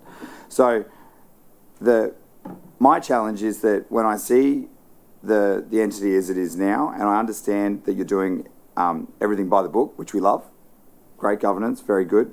I love to see good governance. But then I also see that you're struggling to raise money and you're struggling to recruit directors to the board. And it sounds as though you've arbitrarily set mandatory qualifications, because those qualifications aren't defined in the Act, are they?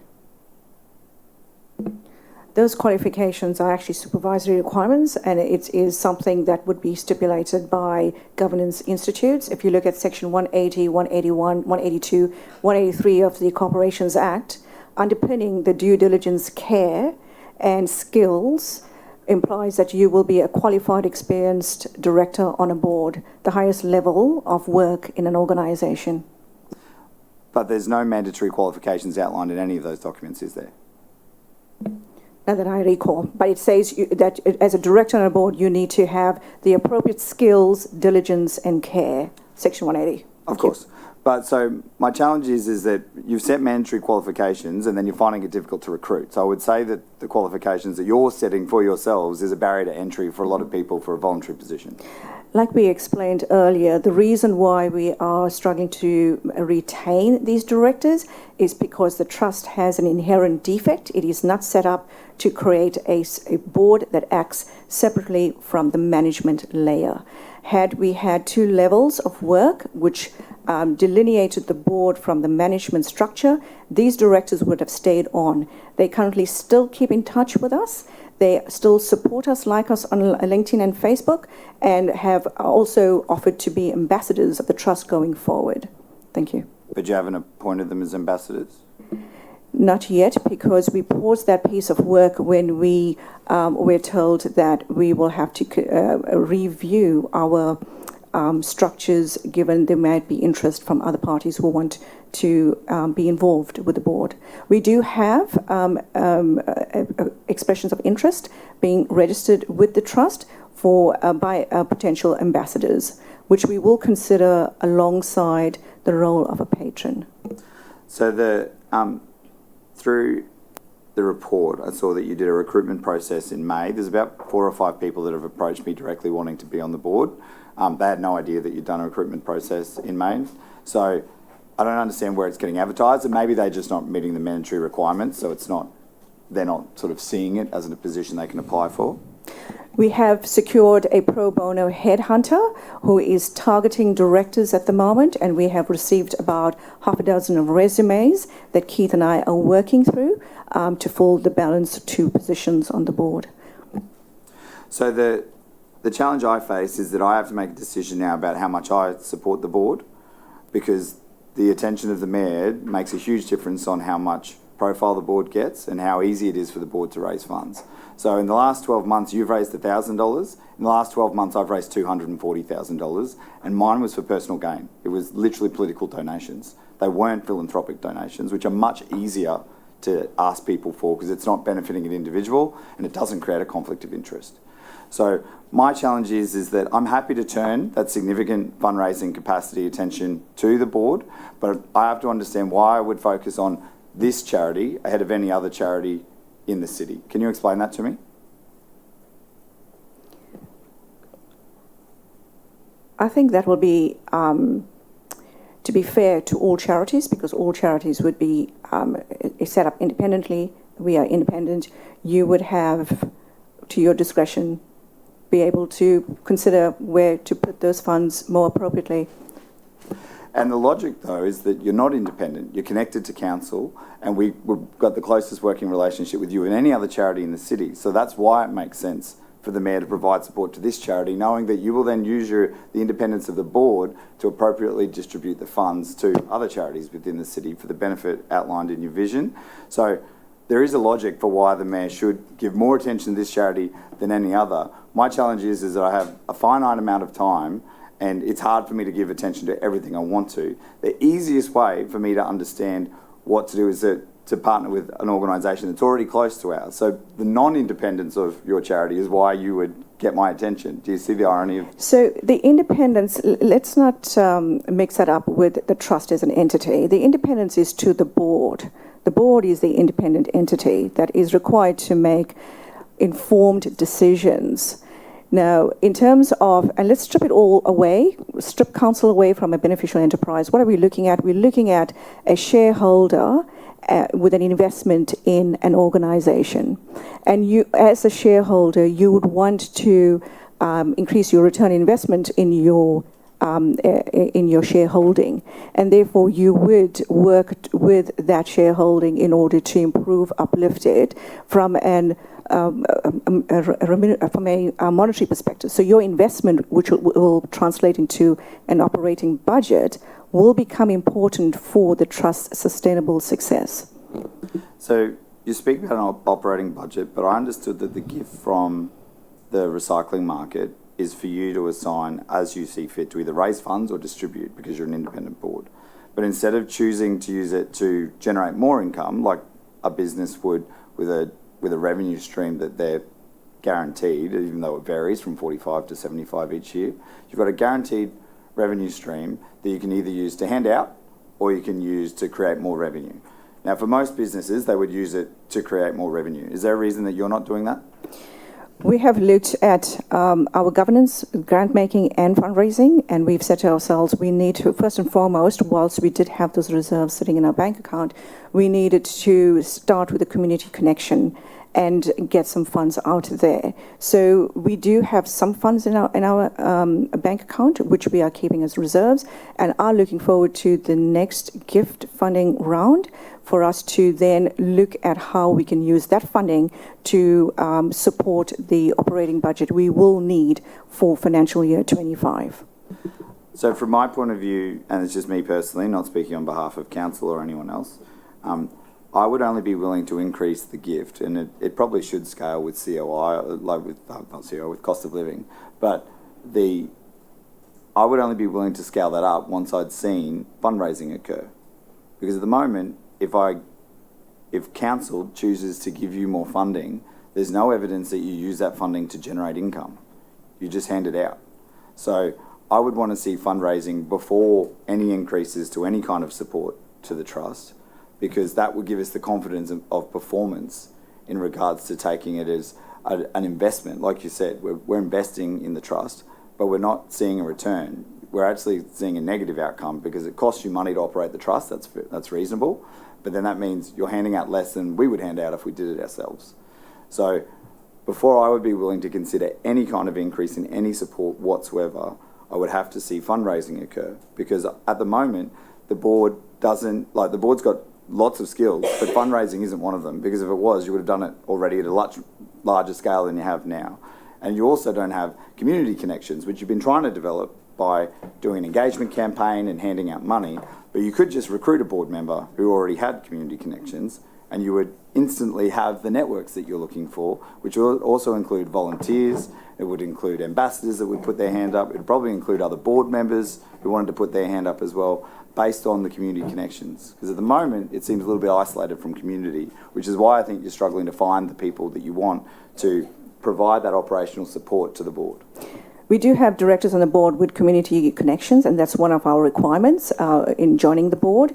And we did have some good directors with community connection that have decided that they were unable to do the legwork that was required for fundraising.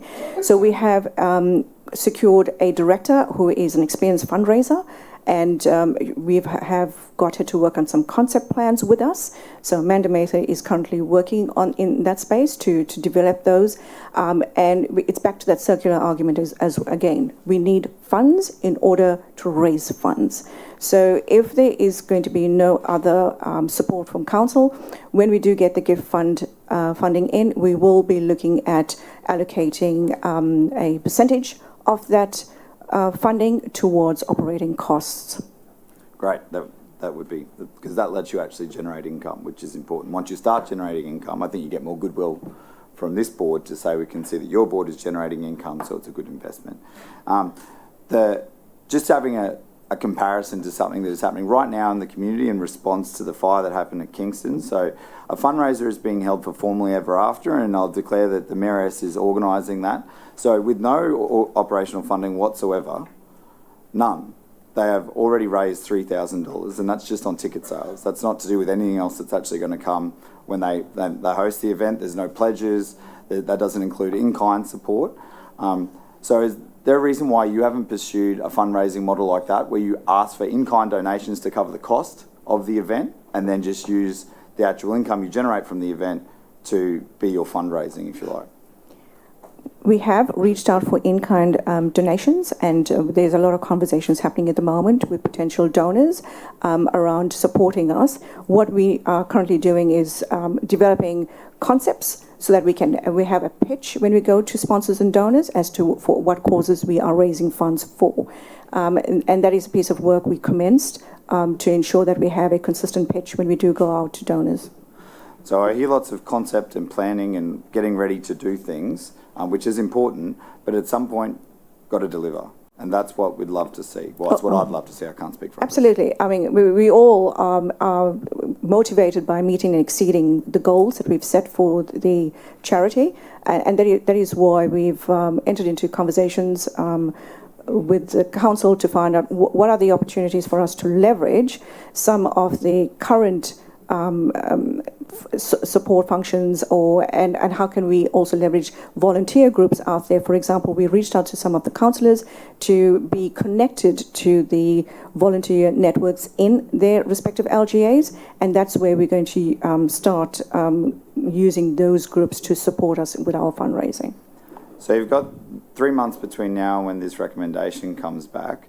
I would suggest that if we're still talking about plans and about to do things and getting ready and important conversations, and we haven't actually done anything by that stage, then I would be pushing to wrap the charity trust up, because it's been 4 years, since 2017, 7 years that it's existed. It had some rocky times in there, so we'll ignore everything that happened until 2 years ago.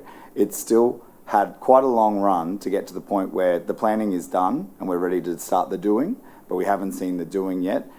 I've seen how quickly the doing can begin when you've got the right skills at the table. So if the doing doesn't start by the time this comes back to council, then I'll be moving to close down the trust, because it's not a good use of ratepayers' money unless it's generating more income than we give it. That's noted.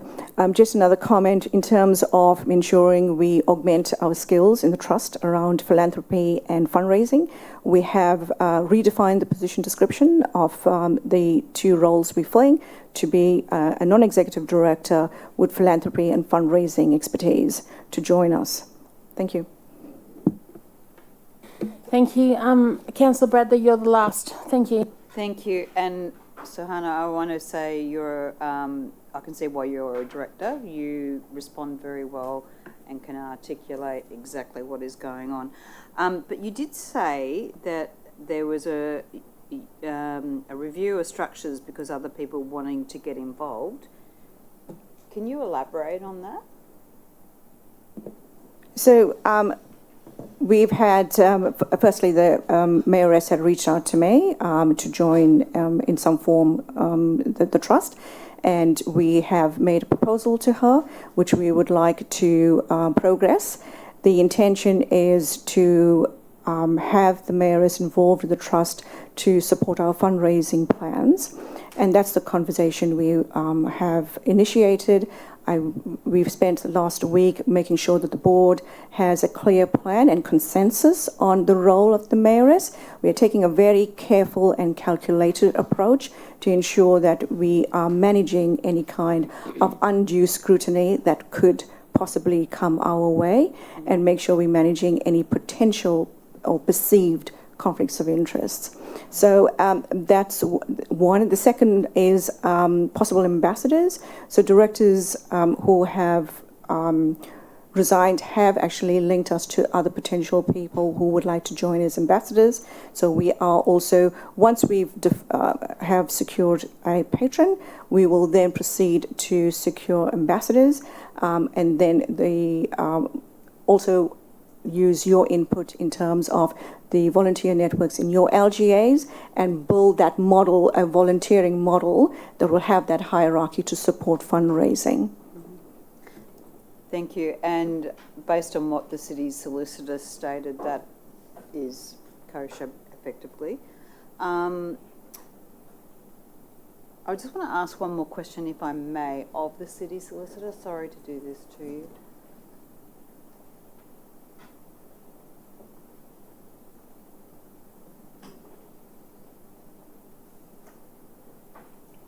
Thank you. Thank you, through the chair. Is there any reason why the mayoress couldn't set up an organisation similar to the Gold Coast? Through you, Madam Chair, surprisingly, despite coming from the Gold Coast, I'm not familiar with the history of how it was originally set up. So I would have to take that on notice, look at the way the entity is established. It has been around for a long time. So I'd really have to take that question on notice. Thank you, and I appreciate if we could be informed, that would be great. But I'm quite comfortable personally with the mayoress being a patron and the model that you suggested, because yes, it has never been expressed before, and you know, we've had a previous decision that I can't talk publicly about, that is just, yeah, we have had some difficult decisions made previously that I don't necessarily support. Thank you. Thank you. Because this is a pretty heated topic, I have two other councillors and I'm going to let them ask the questions because I think we need to flesh this out, but then that's it, okay? Councillor, Mr Mayor and then Councillor Lane, quickly. Thank you, Madam Chair, and thank you to Councillor Bradley. Her question reminded me about a question I wanted to ask. So you flagged the potential of the mayoress's involvement creating a perceived conflict of interest or creating some undesirable scrutiny. So the Lord Mayor's Charity Trust has the Lady Mayoress as its chair. They receive no negative scrutiny whatsoever on that because she's seen as an asset. Why do you think there would be negative scrutiny for having the mayoress as a board member as opposed to a patron? So the mayoress as a director on the board, and remember the context, the Brisbane Lord Mayor's Charitable Trust is structured a little different from the Logan Charitable Trust, and I think some legal advice will be required to show the differences. The Beneficial Enterprise Framework has established that the Charitable Trust will operate independently, and therefore if we have the mayoress attached as a director on the board, there could potentially be a perceived conflict of interest, more so around the need to keep our grant management system independent. It will be a challenge in managing the actual potential or perceived conflicts. So I think in terms of protecting the mayoress in that regard, it's best we find a role more appropriate that can fit within our governance structures currently. Of course, it's open to council to consider how the current legal structures could be amended to suit council's vision. Thank you. Thank you. So because of the Beneficial Enterprise Framework that Brisbane must not have? I cannot comment on their structure because I have not done any research in depth in terms of the differences between their structure and... No, it's okay. I'm just trying to understand what the barriers to entry are. Mr Mayor, can we wrap it up, please? Thank you. Councillor Lane. It's just in response to a comment that Councillor Bradley made and then Cherie responded in relation to why can't Logan just start one up. My understanding is in 2017, when the then Deputy CEO went down to what was the Mayoress Committee of Logan, they indicated that Logan does not like to attach its name to the word Mayoress after the review by the CCC in relation to other councils. So Logan does not give permission for its name to be used by a charitable trust other than ones that it operates, is my understanding. Is that correct, Robert? You were here at the time. That was a change in legislation that we acted upon back in the day, yes. But the actual reference, so the Mayoress, Gold Coast Mayoress Charity Foundation says Gold Coast in front of it. It's Logan's preference that that word not be used in conjunction with other charities that are not specifically run by Logan. Is that not correct? That was the preference. That's why we asked the name to be changed. But that was the council body at the time made that decision. Okay, I'm going to wrap it up now. We have a recommendation on the actual board just for the councillors to note, but there is also a PowerPoint presentation that we do need to move as the motion. Councillor Wilcox, did you need to have a say, or could I wrap this up, please? Have a further question, please.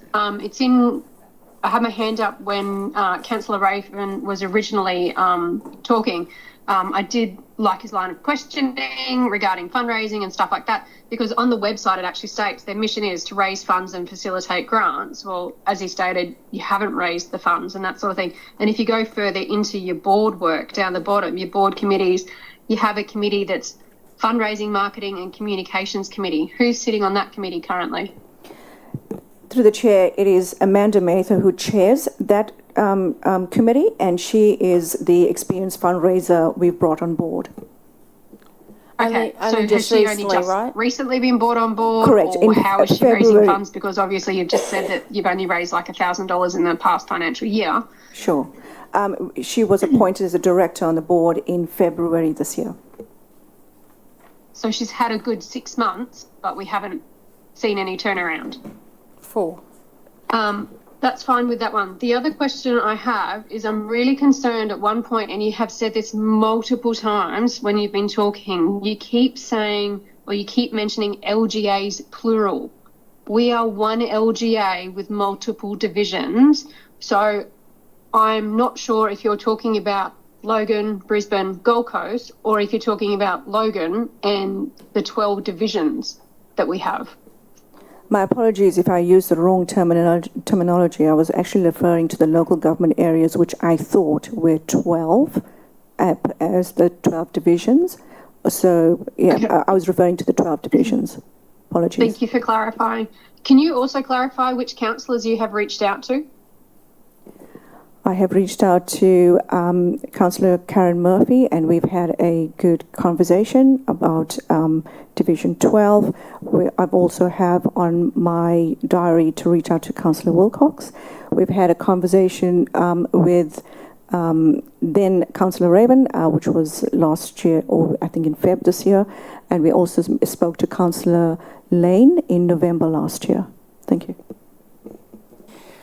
So, sorry, can I just ask, so Councillor Murphy, they've had contact with you. Mayor Raven, I'm assuming they've had contact with you. Councillor Lane, have they had contact with you? Yeah, we did about an hour on Teams. Okay, because I haven't been contacted at all. Thank you.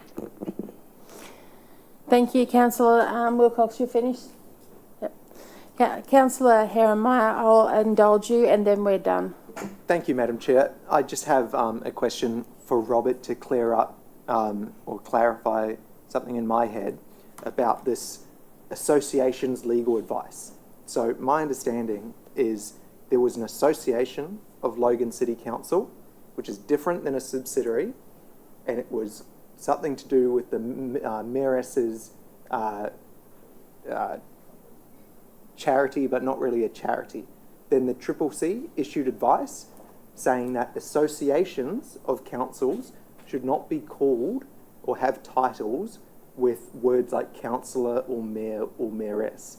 Was that the scope of the CCC advice? It was about associations. It wasn't about independent charities or independent companies away from council. That is correct, Councillor Harrimeyer. So that was back in the day in relation to that unincorporated association. That's what drove the communication with them with regard to their name change. I think what Councillor Lane's talking about is the existing charity trust did previously have the Mayor's name in the title of it, and there was the position of council at the time, last term, to basically change the name of the charity trust to what it is today. Two separate things. Two separate things. And my understanding is there's no head of power that allows council to regulate the use of the word Logan or mayor or mayoress if another independent charity wants to use those terms. Are you aware of any head of power that council has to regulate speech? Not that I'm aware of, Councillor Haramaya. Thank you. So that's what I thought it was. There was two separate things, one about an internal association and one about that the advice doesn't apply to, which is separate. And thank you for that clarification. Thank you. Okay, let's move this along. Can I get a mover, please, for the PowerPoint presentation? Councillor Stemp, Councillor Bradley has second. All those in favour, please raise your hand. Excellent. Shortly, we'll have a motion up on the board for the receiving of this report. Yes, please. So this is the recommendation that is currently in the report, noting that in item 2 there will be another report given to the Governance Committee in 3 months' time outlining the future of the City of Logan's Charitable Trust. Can I have a mover? Councillor Lane has moved that. Can I have a seconder, please? Councillor Bradley has seconded the motion. All those in favour, please raise your hands. That has been carried unanimously. Thank you very much. Thank you for your time today. I'm sure there was lots of heated debate, and I'm sure there will be in 3 months' time as well. Thank you for your time. Thank you.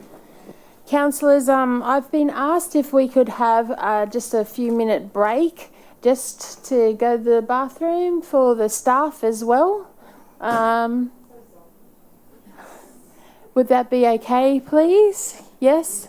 Thank you. We're just going to take a quick minute break just to go to the bathroom for the staff as well, and then we'll come straight back. We've got 8 items to go. The next on the agenda will be 6.1. So if that team could get ready. We can adjourn for 5 minutes? Yes, please. Yes, hang on. 10. Okay. We're just going to put that motion up on the board. Please bear with me. 1:43. And obviously for those that need to shift appointments, etc. in the future. Can someone move this motion, please? Councillor Hall has moved it. Councillor Lane has seconded. All those in favour, please raise your hand. Thank you very much. We'll be back in 1:53 p.m.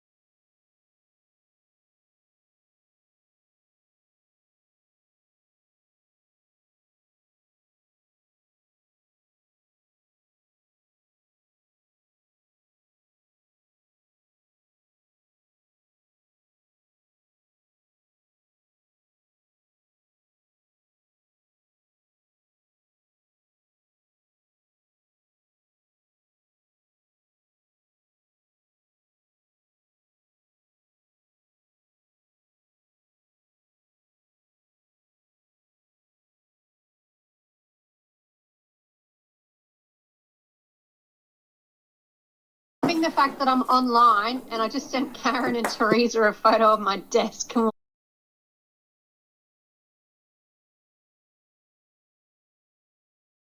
Thank you for coming back. Thank you very much.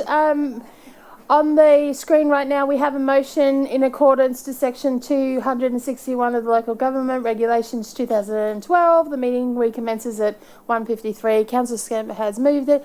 Councillor Lane has seconded. All those in favour? Thank you very much. We've lost some faces. We're trying to power through the rest of the 8 reports, and we'll start with 6.1. Which is a confidential report, encroachments involving Council Park in Eagleby. Brianna Jeff is going to be talking about this report, but do any councillors wish to move into confidential? Excellent. So we probably won't talk too much about this, but I'll hand it over to you. I am the local councillor and I am in full support of this report. Brianna, do you need to say anything? Through the chair, nothing further from me. Thank you. Councillor Lane, would you like to move this report, or if you have a question? I have a statement actually, Madam Chair. Go for it. My statement is that encroachment on council land is a bit of a furphy. The size and thing of the encroachment is something worth gasping over, but the reality is there's not a lot we can do about it. We're getting best bang for buck according to the organisation, and I'm satisfied with that. I'm happy to move it. Thank you, Councillor Lane. This is in my area. I do believe that it's been heightened, and the council officers have done everything that they can in their power to relook at this situation. It was brought back to council some months ago, and they relooked at it for us and have done an amazing job. So I'm happy to second that. All those in favour, please raise your hand. That has been carried. Bar Councillor Heremai, how do you vote? Against. Thank you very much. Noting that we have lost Mayor Raven,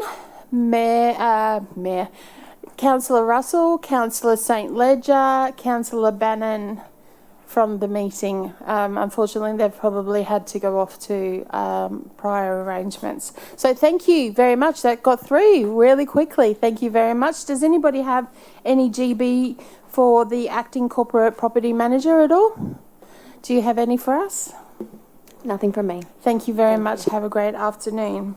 Councillors, we're going to move on to item 6.2, which is the 2024 Local Government Association of Queensland Annual Conference. I believe Beck Smith is talking to the report. Over to you. Good afternoon, everyone. We had previously circulated the opportunity to offer up motions for the LGAQ conference in October for development and discussion between councillors and officers. Since that original list was distributed, 2 more items were added, which was the number 8 and number 9 in your table of motions in relation to the waste levy rebate and the waste levy rebate payment calculation. Michael Asmakar was due to be on hand should councillors have any questions, and I'm just waiting for his arrival. Thank you, Beck. I've got Councillor Stemp and Councillor Lane, but before they do, I have information that all of these motions, all 9 of them, can go up unless any changes are required. Councillor Stemp. Thank you, Madam Chair. Through you. I was wondering whether I could ask Councillor Bradley just some further clarification on the motion, because this is isn't an issue I've had in my area. So I'm just trying to understand, because obviously what I understand of reading it a few times, this is asking that owners of properties within a body corporate should be required to get consent of the body corporate to provide short-term accommodation. So what is the issue that's been identified by the body corporates, and what impact does it have on them or the community or council, please? Yeah, I've had it, thank you, through the chair, if I may, through the chair, is that okay? Yes. Respond? Yeah, I've had a number of body corporates contact me in terms of issues with specifically Airbnbs, and I believe Brisbane City Council have recently done something similar to this, where there's issues and the body corporate have no stand on those particular issues in terms of safety, in terms of noise, parties, numerous people coming and going, that sort of like, just really, they've got no say basically, and their owner occupiers have no say on the short-term accommodation. And I believe this is being possibly, there could be a federal entity, that a federal sort of ruling on this as well. It's being looked at the moment. So, yeah. So the body corporates can decide if they're happy with short-term rentals, that's okay, but currently they don't have a say. Is that They the don't have a concern? say. No. All right, okay. No, And it's causing... and there's issues that they've been reporting to me. Okay. all So right.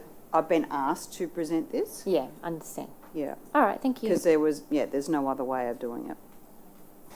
Thank you, Councillor Stamp. Just some clarity for those watching along at home, we're taking motions up to the LGAQ, and Councillor Bradley has asked in number 7 that the state government make changes to the Body Corporate and Community Management Act 1997 to enable body corporates to pass by law that prohibit or restrict the short stay accommodation within those areas.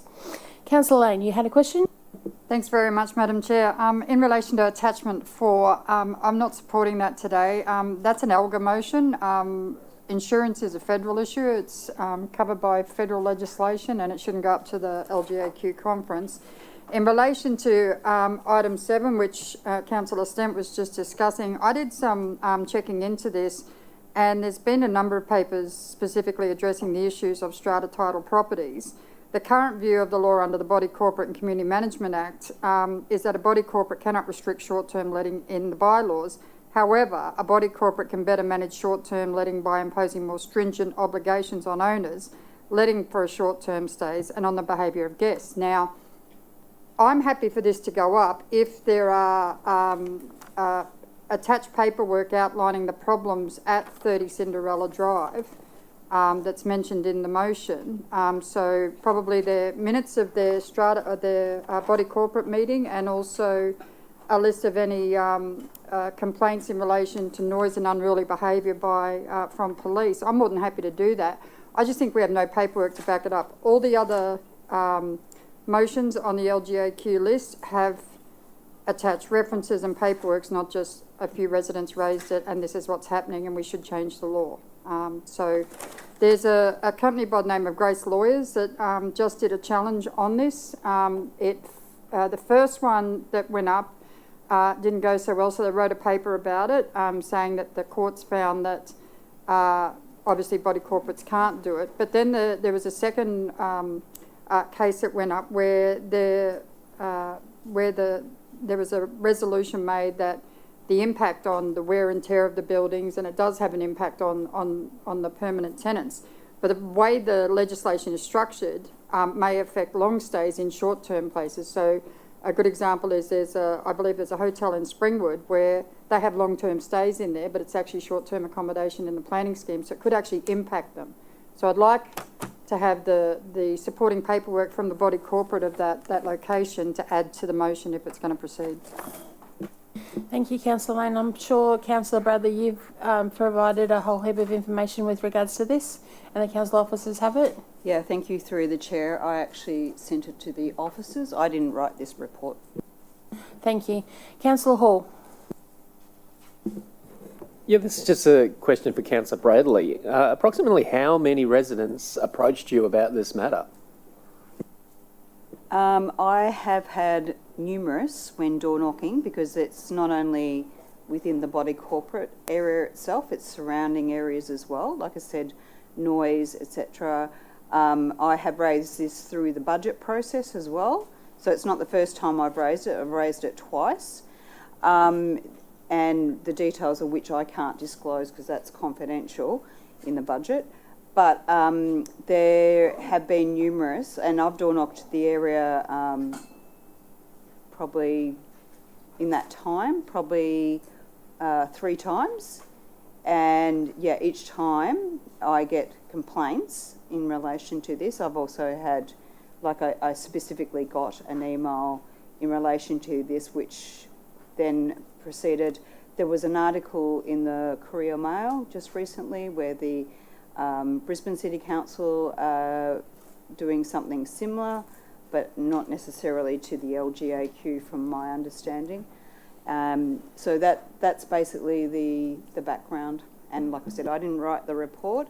I didn't exclude information. I sent what information was emailed to me. So would you say in the tens, in the hundreds, in the thousands, in the tens of thousands? How many? What would be a rough estimate, would you say, without giving out a definite figure? Hundreds, and I don't have access to police reports, but I would say in the hundreds. Because I would say there'd be thousands of residents and property owners within Logan that probably do have short-term accommodation properties and are reliant on the income of those properties as well, and perhaps keep those properties and maintain those body corporate fees and whatnot and whatever conditions they need as a business or as a choice. And I believe, you know, simply just pushing this forward to the 2024 Local Government Association without consulting, you know, all residents as to how it will impact them is probably fairly unfair. It's like choosing to, you know, ban all the taxi drivers in Logan City Council, Shire, without asking them whether or not they're reliant on the income of what happens. So, you know, what we're really doing is we're discriminating against a certain business type without any forethought before doing it if we push this through.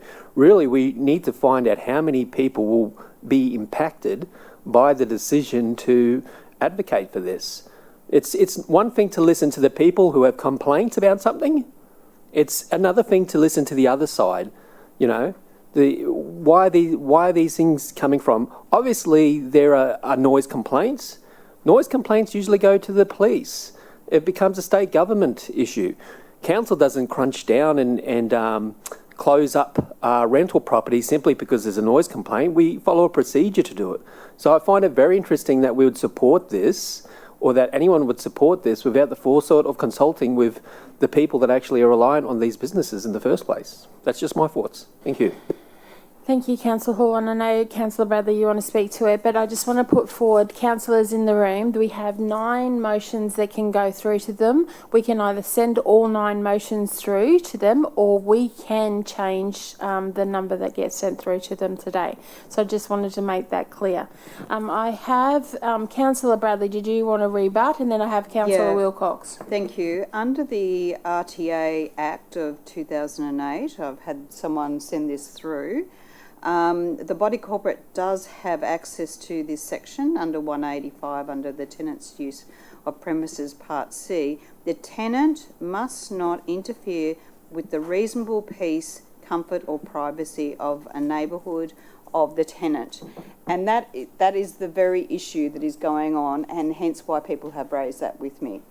There is nothing that the body corporate can do to actually have peace, comfort or privacy in their neighbourhood, because they have issues that have been raised with me and I've raised with you over the last 2 years with this short-term accommodation. I personally don't have an issue. It's not affecting me personally. These are residents who have contacted me. I'm here to represent the residents, not my personal agenda. Councillor Hall? That may well be the case, but these things are not for us to enforce. And, you know, and there are appropriate areas of government that these people can go to. Body corporates, there are many things within body corporates that council does not get involved in. And this is just another area of one that we perhaps shouldn't. There's many roads within body corporate area that council does not maintain simply because they're body corporate roads. So there are many issues within a body corporate.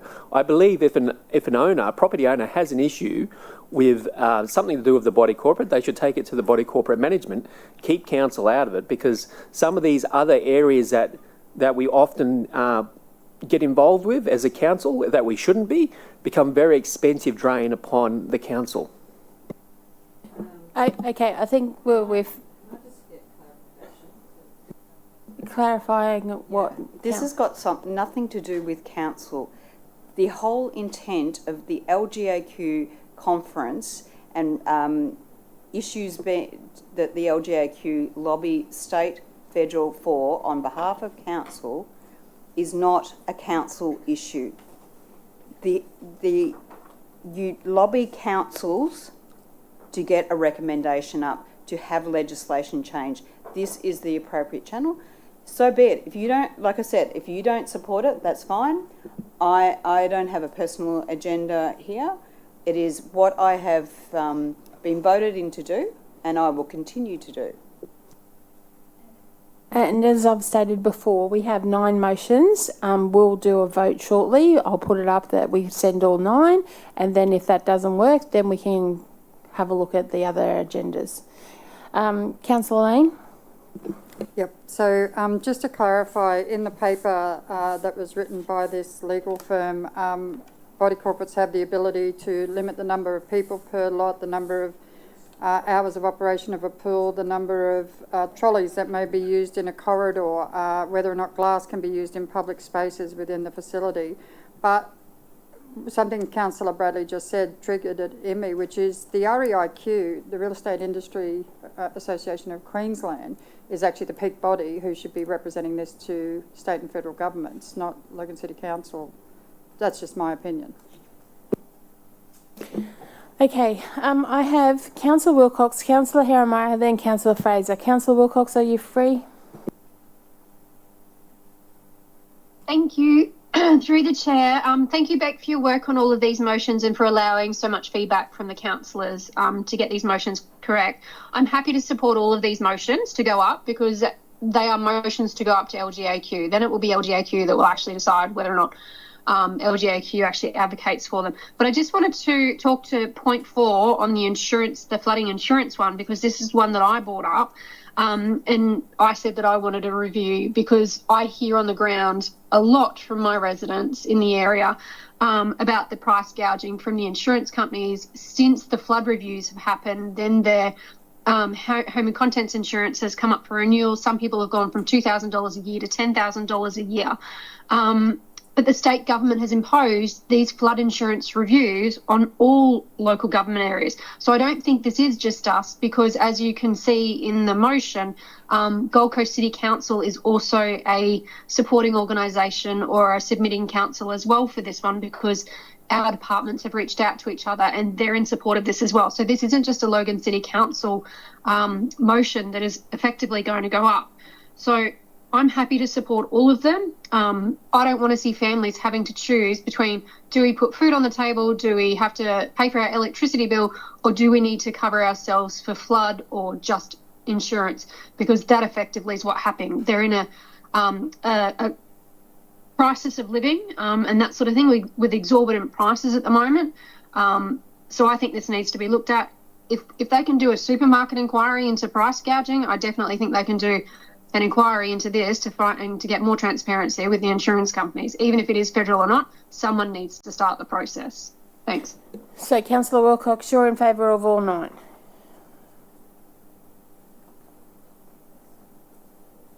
Yes. Councillor Wilcox, you're in favour of all 9? Yeah. Okay, thank you. Councillor Heremiah. Thank you, Madam Chair. I share Councillor Wilcox's perspective on supporting all 9. I think that the discussion between Councillor Hall and Councillor Bradley was very interesting regarding the motion around amending legislation to allow body corporates to ban short-term accommodation from their property. I can see both sides. On one side, it's within their remit to regulate a peaceful use of property. Yet on the other side, I understand that if you're going to target people breaching that peace, necessarily operating a short-term accommodation doesn't always breach the peaceful use. So I think there's 2 good arguments to it. And the point of LGAQ is you put up ideas and it's a big conference centre and people can speak for it or against it, and then the crowd decides whether or not it's voted up. So I think that having this discussion in LGAQ would actually be helpful.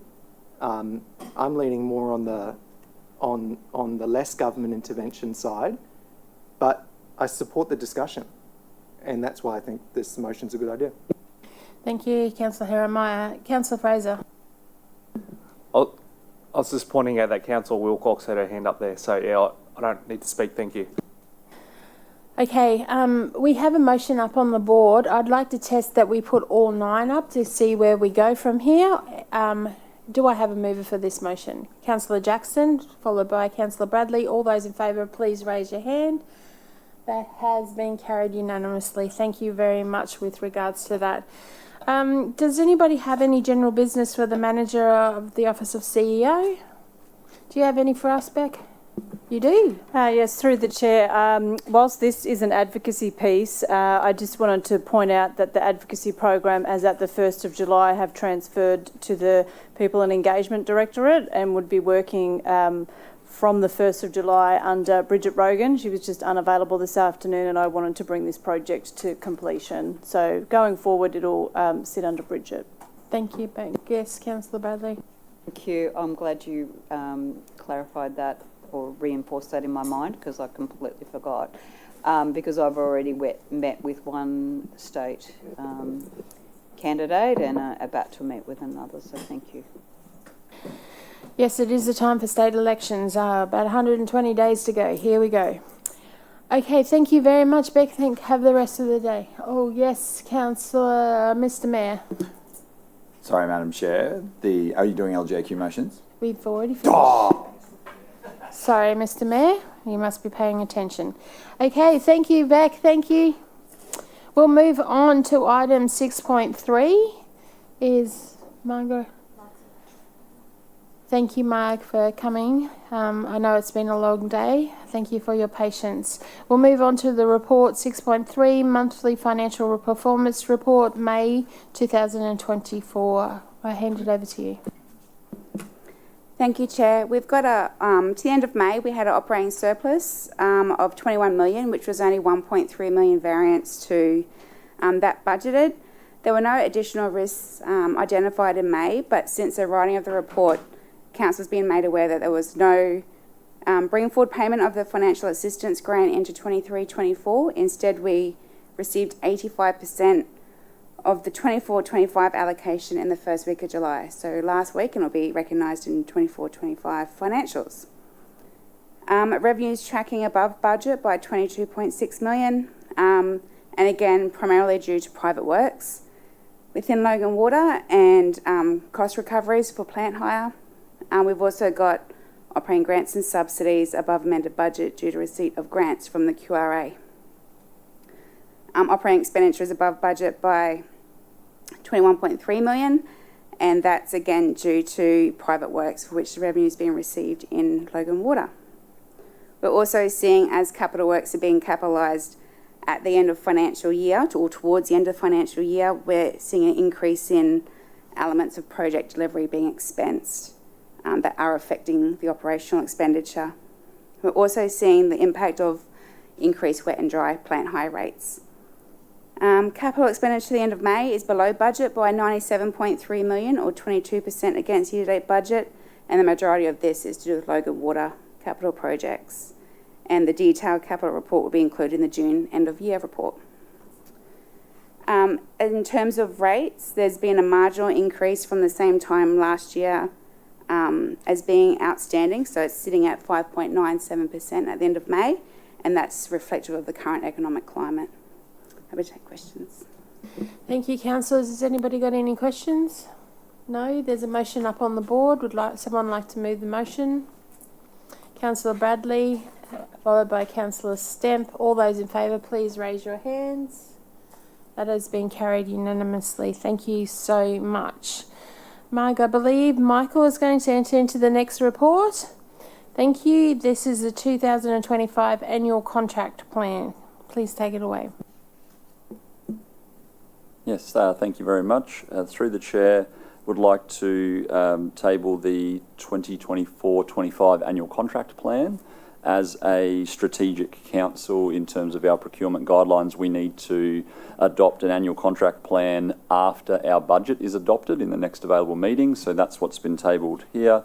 The report has an attachment which details all of the tenders above $500,000 that will be taken to the market this year.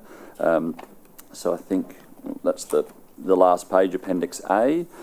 These are divided up into general, which means that they are above 500,000 but below 2 million in expected spend, and significant, which means that they are above $2 million in spend over the life of the contract. So I'm happy to take any questions if there were any around the report.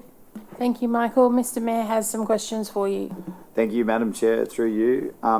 Michael, what we've seen is that council's had a local buy policy for a long time, but there's been pretty low uptake of that policy within the organisation. So what are the consequences for staff if they're not following the extra local buy conditions that you've put into this contracting plan?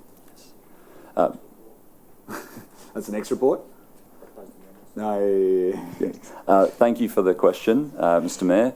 As Robert mentioned, yes, we do have some details in my next report, which is 6.6, I believe, today, where we have tried to address that. One thing, though, I would just like to point out with relation to this particular document, previously we had tried to identify, when we put this report together, whether we would be doing a closed market or an open market engagement for each of these tenders. We've taken that information off our annual contract plan now to enable us to more thoroughly analyse the market and look for opportunities where we can run closed market tenders where we target Logan-based suppliers. So that's one point that relates specifically to this, but I will have some further information in the next report.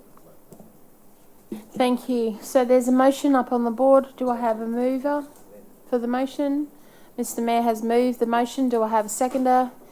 Councillor Bradley. All those in favour, please raise your hands. Thank you. That has been carried unanimously. Thank you. We'll move on to 6.5, which is the Local Infrastructure Program, July 2024. Mark, go ahead, please. Thank you, Chair. This month there were 16 new projects that fall under the LIP policy and guidelines, and additionally in attachment 2 there is an amendment to an existing project. Happy to take questions. Thank you very much. Councillors, tabled attachment 1 was emailed out to you, and I will need to move a special motion to say that you received that attachment. Councillor Stemp. Sorry, Madam Chair, there was actually an additional amendment, so I just want to make sure that that's definitely, that last one is included. Thank you. That's the latest one. Perfect, so just checking. Would you like to move that? Yes. Thank you. Do I have a seconder for the attachment? Thank you, Councillor Bradley. All those in favour for the attachment? Thank you. That's been great. And then we should have a motion up on the board for those. Do you just have a quick question? Sorry. Councillor Wilcox? Sorry, I have a quick question before we go to the motion. Attachment 2, not the amended one, but attachment 2, can you just explain what that is? I'm slightly confused. I know it's Div 9. I'm not sure if Councillor Bannon's sitting there. What does attachment 2 mean?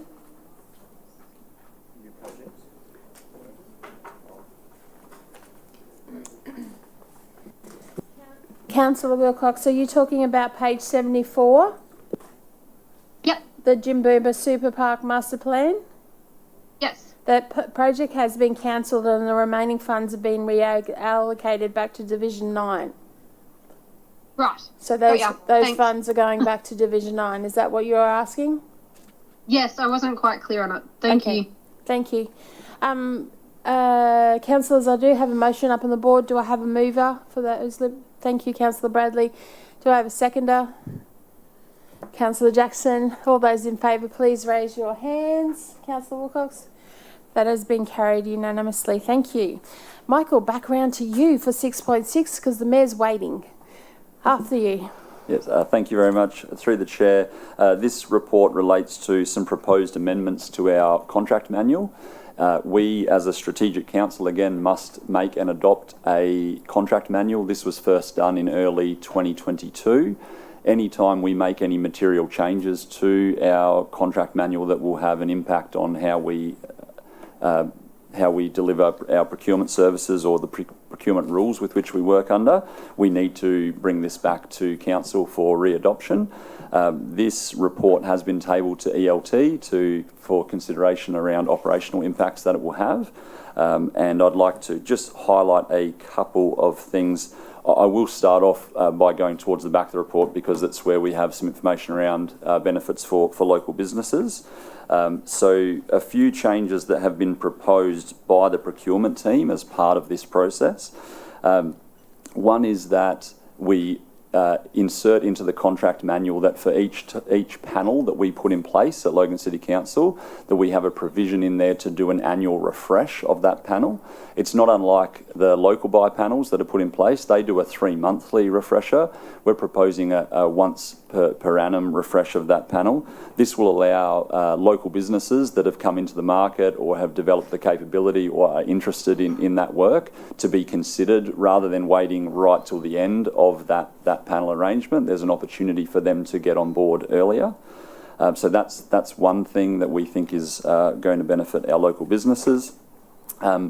The second thing I will highlight, and it's to your question, Mr. Mayor, from before, around what are the consequences for people throughout the business not, following through on our commitment to local business. So for quotations up to $50,000, we are allowed to get one quote.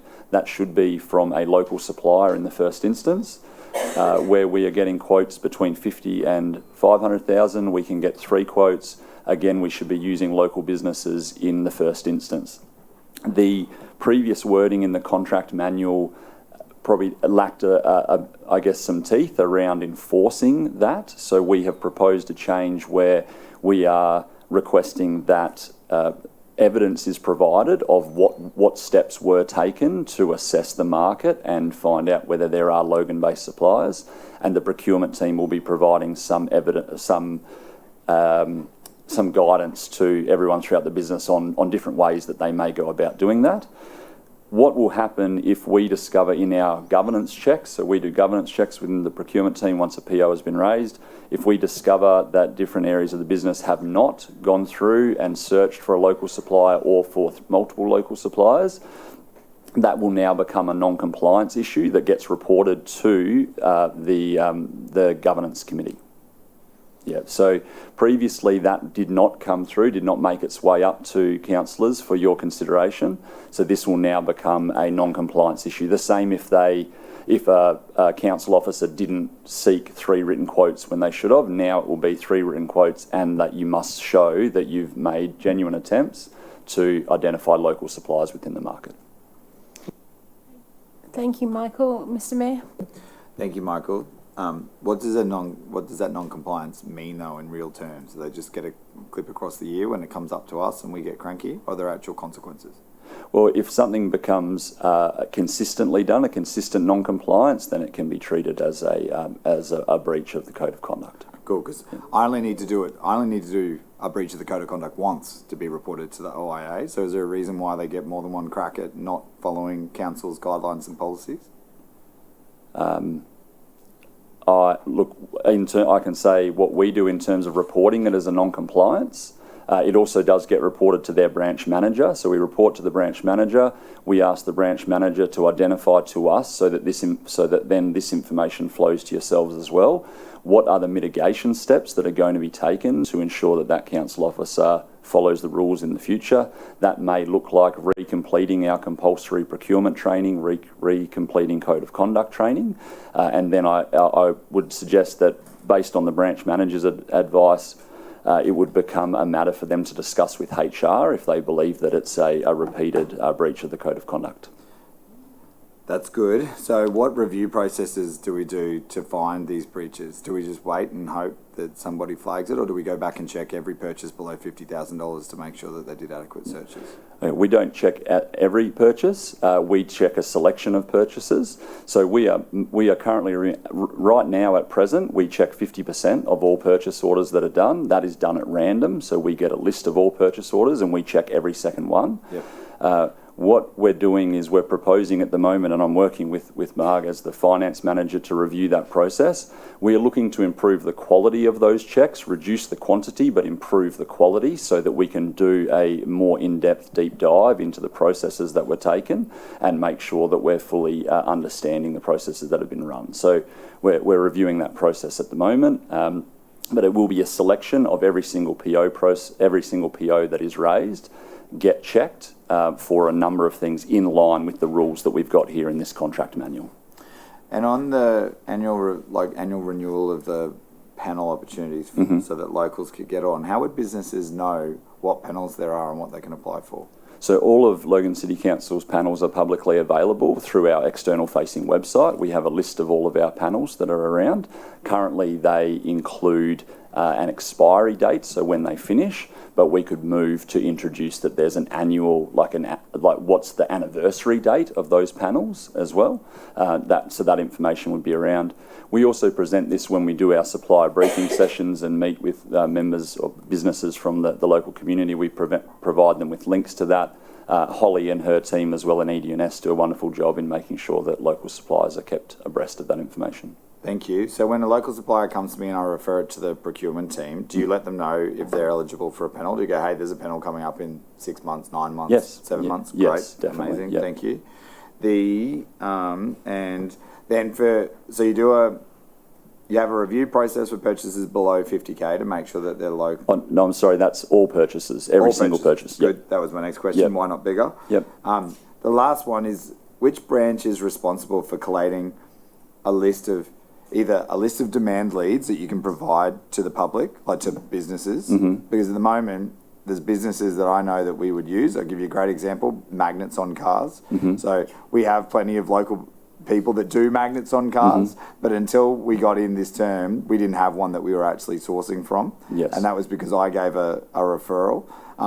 That isn't ideal because that's relying on councillors providing businesses that they're aware of. So the first question is, who inside the organisation is actively looking for local businesses in the industries that we buy services from? And then vice versa, who do we provide, where do we provide the list of demand leads that will buy from businesses so they can go, hey, that looks like that person needs my services within council, so Yes. I'm gonna reach out to them or reach out to you through them. Do we have a system like that at the moment? I'll answer that in two parts if I can, because one is the outward facing, what are we doing to try and identify local businesses?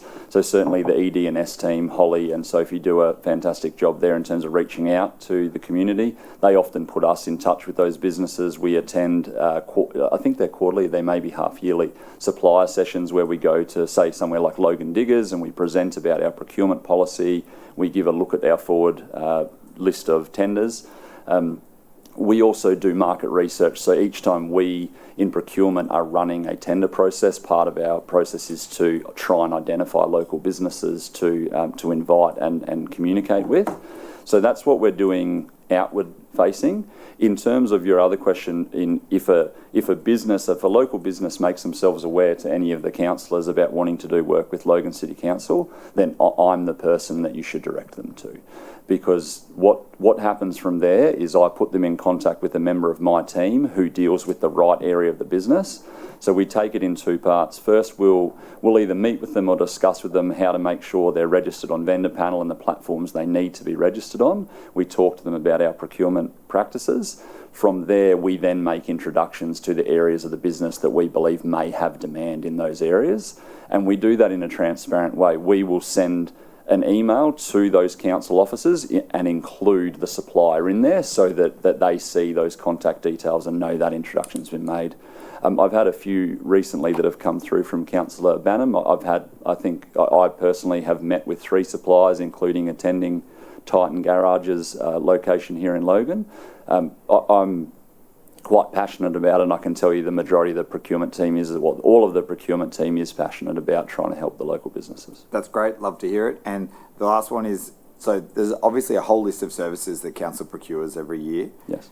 Do we publish that list of services anywhere? Like if I'm sitting there as a business that does a whole bunch of different services, it'd be great to be able to go to council's website and go, what services does council need? And looking for from local businesses, I provide 6 of those. I'm going to write to council and offer my services. I don't think that happens at the moment to that detail. We publish our annual contract plan as we're required to do, but the annual contract plan only deals with tenders. Yep. So I think that I can certainly take that as a point that is a good suggestion. Thank you. Yep. Thank you. Councillor Wilcox, do you have a question? Councillor Wilcox? I'm coming, sorry. Sorry, I was just writing down notes. Thank you. Something that Mayor Raven just said just prompted me to ask this. And thank you. I absolutely love this body of work and that sort of thing. And I wish more branches would be more open to councillors providing suggestions or opportunities for where we can do business with companies or where we can gain quotes. I recently had an idea for a LIP funded project in my area. I asked a certain branch to go away and try and find me something because I had to think outside the square for this project and that sort of thing. They weren't coming back to me with anything. So I literally sat there and Googled a product, and I could only find 2 companies within southeast Queensland that could deliver this product. And I won't get into it too much with the product. Could only find 2 products that could be delivered. They weren't in Logan, they were in Brisbane, they were in the southeast region and that sort of thing. One was southeast region, one I think was Sunshine Coast, and they have a lead time of like 9-10 months to get this product built and delivered and that sort of thing. And I actually didn't know that this company already dealt with council. They're already on vendor panel from what I understand, because they've already delivered these products for different branches. However, the branch I was dealing with, I went out and saw this company and I was like, wow, this is awesome. How much do these products cost? Because it was a LIP project, so I actually wanted to know how much it was going to cost. They did me a quote, put it in my name, which I, didn't ask them to do. I didn't ask them to put my name on it, just asked them to do a quote, and then got threatened with an OIA because the quote came through in my name. It was unintentional. I just asked for the quote and that sort of thing. But the fact is, the company already does work with council, and I was like, this is awesome. Great, they're already there. So I'm just wondering how much conversations you have with all of the branches, because I still find that some branches work in silos. They want to do things themselves. They're not utilising your services, which is the frustrating part for me, until I go out and talk to someone and they're like, oh, yeah, we actually already do this bit for council and that sort of thing. So that's the frustrating thing. I think you guys are doing a great job, but I don't think everyone in the organisation actually utilises you or follows the processes or follows what they should be doing and that sort of thing, especially when it's coming for LIP projects and it's locally funded projects and that sort of thing, where we're trying to get bang for buck in our area and that sort of thing. And some branches, I hate to say it, are blowing those costs out by 3 and 4 times what we're actually finding what they're worth. Thank you very much for that that question, and I guess for that context as well around some of the difficulties that you have.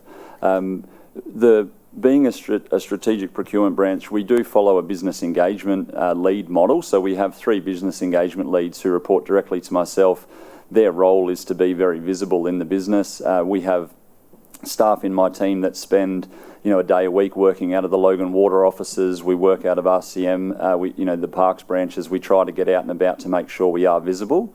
Unfortunately, we're not necessarily across every single purchase that happens, because the process is set up to be self-service in some ways.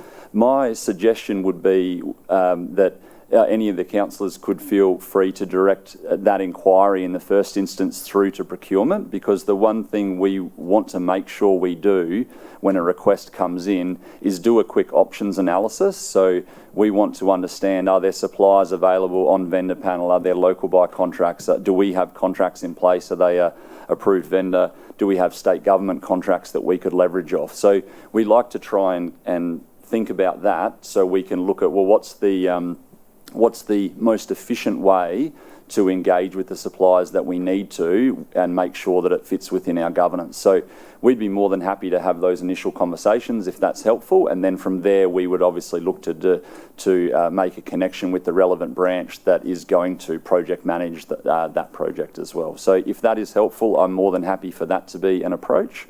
And we will continue to try and be as visible as we can and get out and pound the pavement and make sure that people across council know who we are and that we're here to assist. Thank you. Next time I have a conversation with the company, I'll suggest they contact you or something to sort of remove me as the third person and that sort of thing. Thank you. Yeah, by all means. No worries. Thank you. Thank you, Michael. I'm pretty sure a few councillors will be contacting you, especially with regards to local infrastructure programs, because we are trying to get the best bang for buck for our residents. Any further questions, councillors? No. There's a motion up on the screen. Do I have a mover for the motion? Councillor Stemp has moved it. Councillor Bradley has seconded. All those in favour, please raise your hands. Thank you. That has been carried unanimously. Thank you very much, Michael. Before Margaret goes, does anybody have any general business for the acting finance manager? Do you have any for us? Excellent. Thank you. Have a good rest of the day, what's left of it. Thank you very much. Councillors, we're nearly to the end. We've got 2 reports to go. Next up is 6.7, which is the review of the councillor workshops, July 2024. Robert, over to you. Thank you. Through the chair. So this report, last term we had councillor briefings, which was seen as a useful avenue for council officers to share information with councillors, sometimes quite complex information outside of a local government meeting. There has been some discussion this term in relation to creating a similar forum. And council officers are of a view that such a forum would be beneficial. There is information in the report that actually identifies what other councils do in this particular space in relation to briefings and workshops. What we think is that if we are going to create such a forum in relation to the sharing of information outside of a local government setting, it would be beneficial to wrap some governance around such a process. So in consultation with councillors, we have come up with a draft terms of reference that endeavours to provide that governance. It is also mindful of the information that has been provided by the state government with regard to discussions outside meeting guidelines, which has been attached to the report for your reference. Happy to take questions. Okay, Robert, before you move on and before I go to the Mayor, I believe that you've been given some examples of possible workshops that could come to councillors. Could you just briefly maybe give a couple? There's a range of them. I have to have a look at the list, but it was maybe Beck could assist us with those.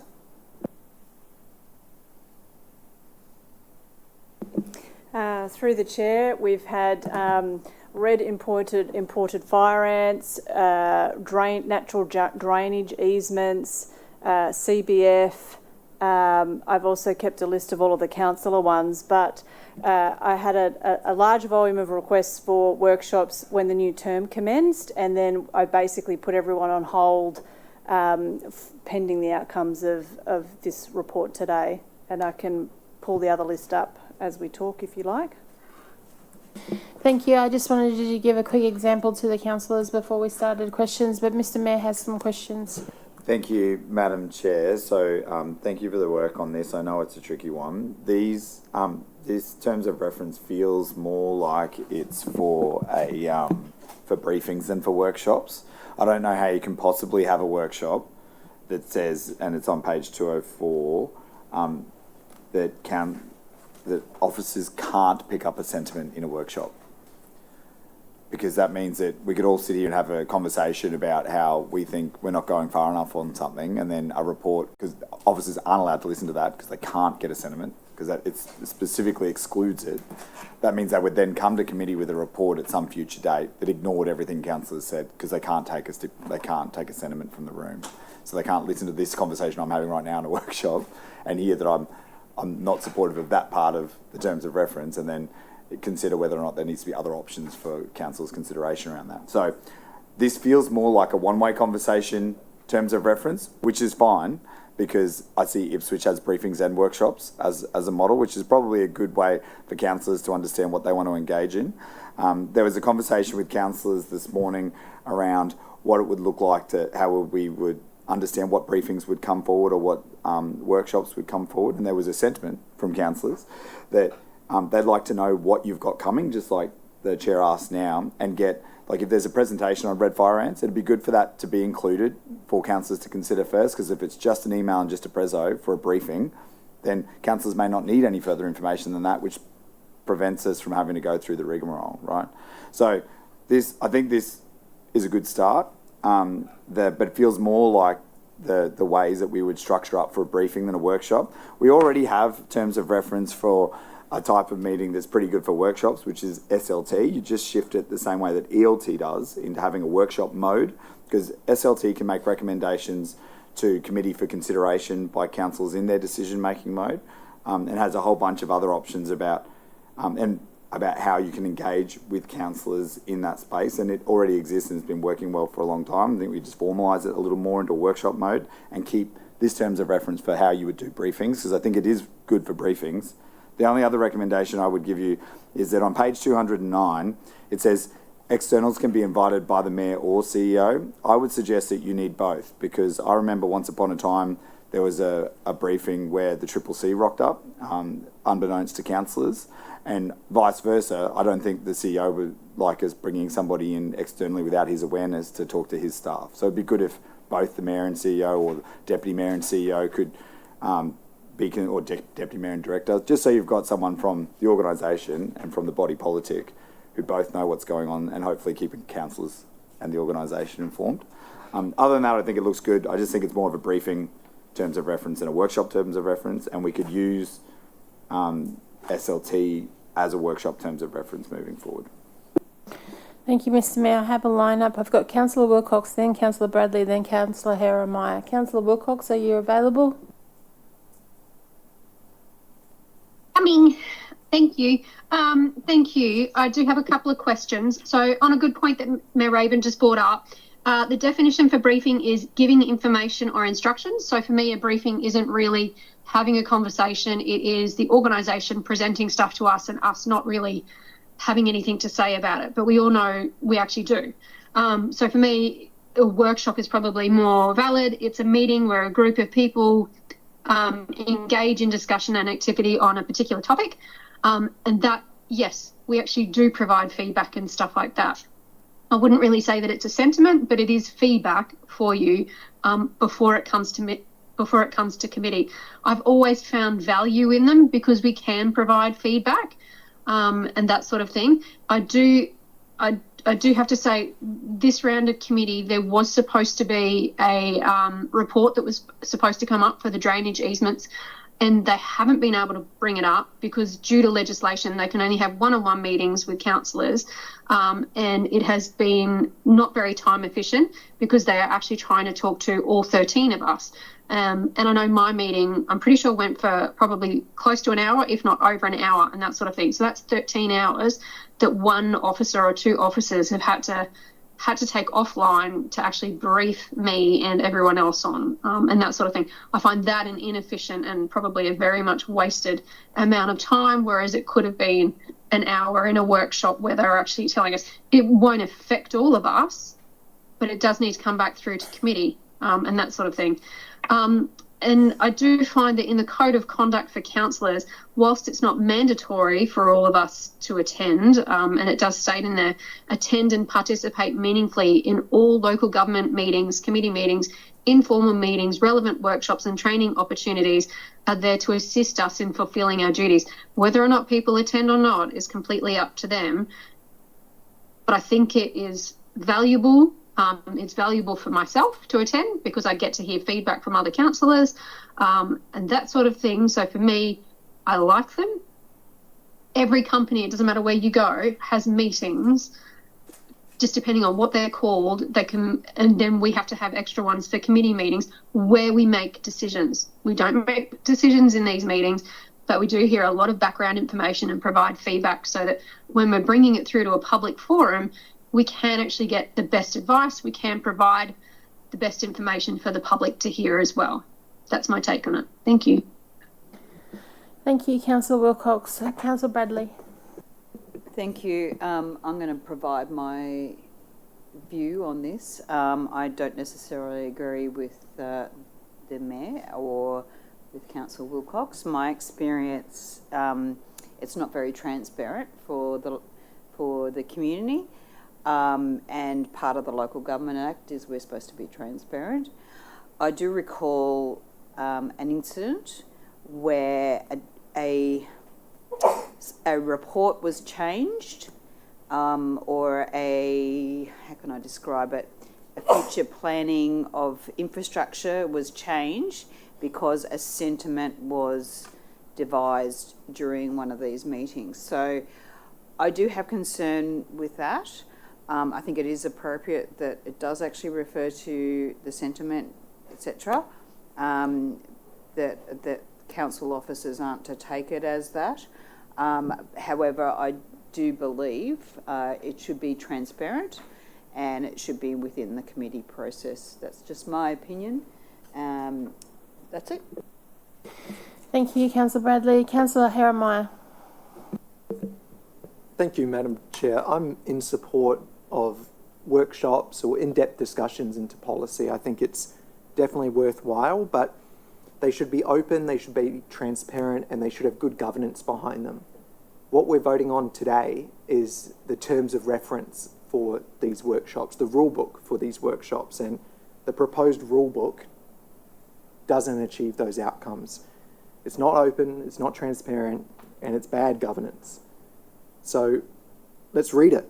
When you open it up, page 2 of the proposed rulebook, the terms of reference, 4B says, the councillor workshops are established as a forum to deliver interactive workshops on particular strategic issues.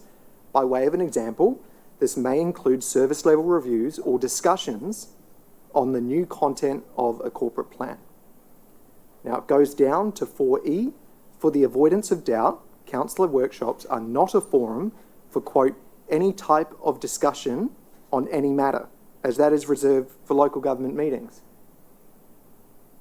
But when you go up to 4B, it says an example can include discussions on the content of a new corporate plan. So which one is it? Is it no discussions or is it discussions? Is it gaining sentiment or is it no sentiment? Is it interactive feedback or no interactive feedback?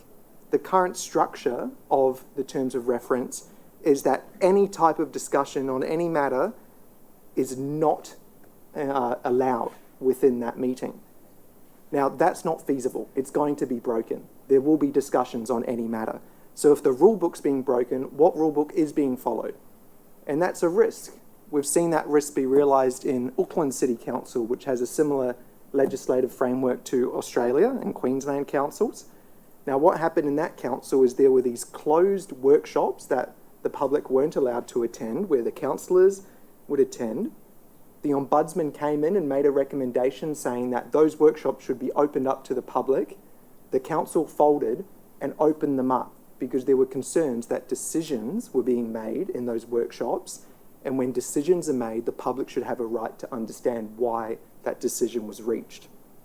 I would support workshops if they're open and transparent as well. Section 2 of this terms of reference states that, quote, councillor workshops are not to be open to the public and are not live streamed or recorded.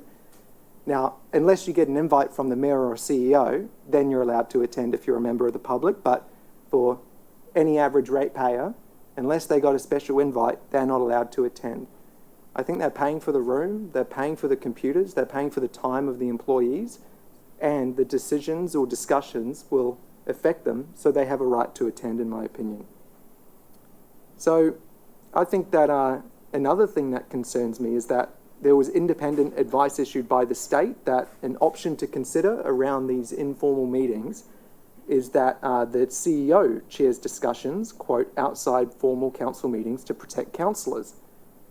But in the terms of reference, that option hasn't been considered. The report hasn't considered that option, and the Deputy Mayor is proposed to be the chair of these informal meetings. If we're not going to take up that option to consider by the state, we should at least say why we didn't. And this proposed terms of reference doesn't accomplish that. It doesn't accomplish workshops that are open, and it doesn't accomplish workshops with proper governance.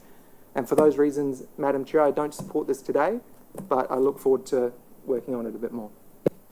Thank you, Councillor Heremiah. You've raised some very valid points here, and I'd like to refer to Robert before we go to Councillor Wilcox.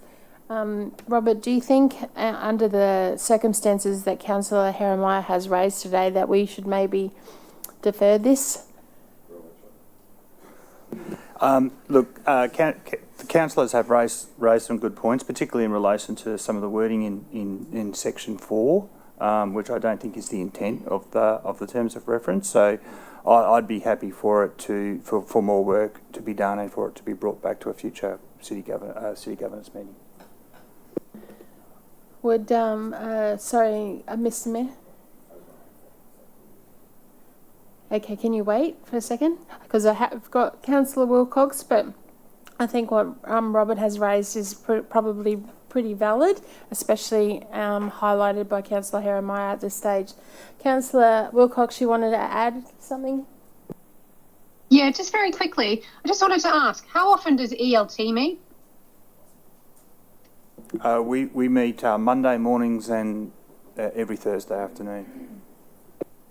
So Monday mornings and every Thursday. Now, they have an agenda, which we're not a party to. We don't know what's on that agenda. We don't know what's discussed. And then how often do branches meet and stuff like that as well? Where are you going with this, Councillor Wilcox? Establish all the branches, ELT meet, everyone else meets, but if we don't have the opportunity to meet outside of committee meetings, when are we to raise questions, ask for feedback, provide feedback, if we can only do it within a committee meeting? Everyone else in the whole organisation meets a couple of times a week, at best a couple of times a month. They meet quarterly, they meet annually. There's all these other meetings that we're not a party to, and the public isn't a party to either. So if we're not there to be part of the process, the organisation is telling us what they want to do, in my opinion. They're telling us how they want the public to see and do. They're going to tell us what needs to be on the budget.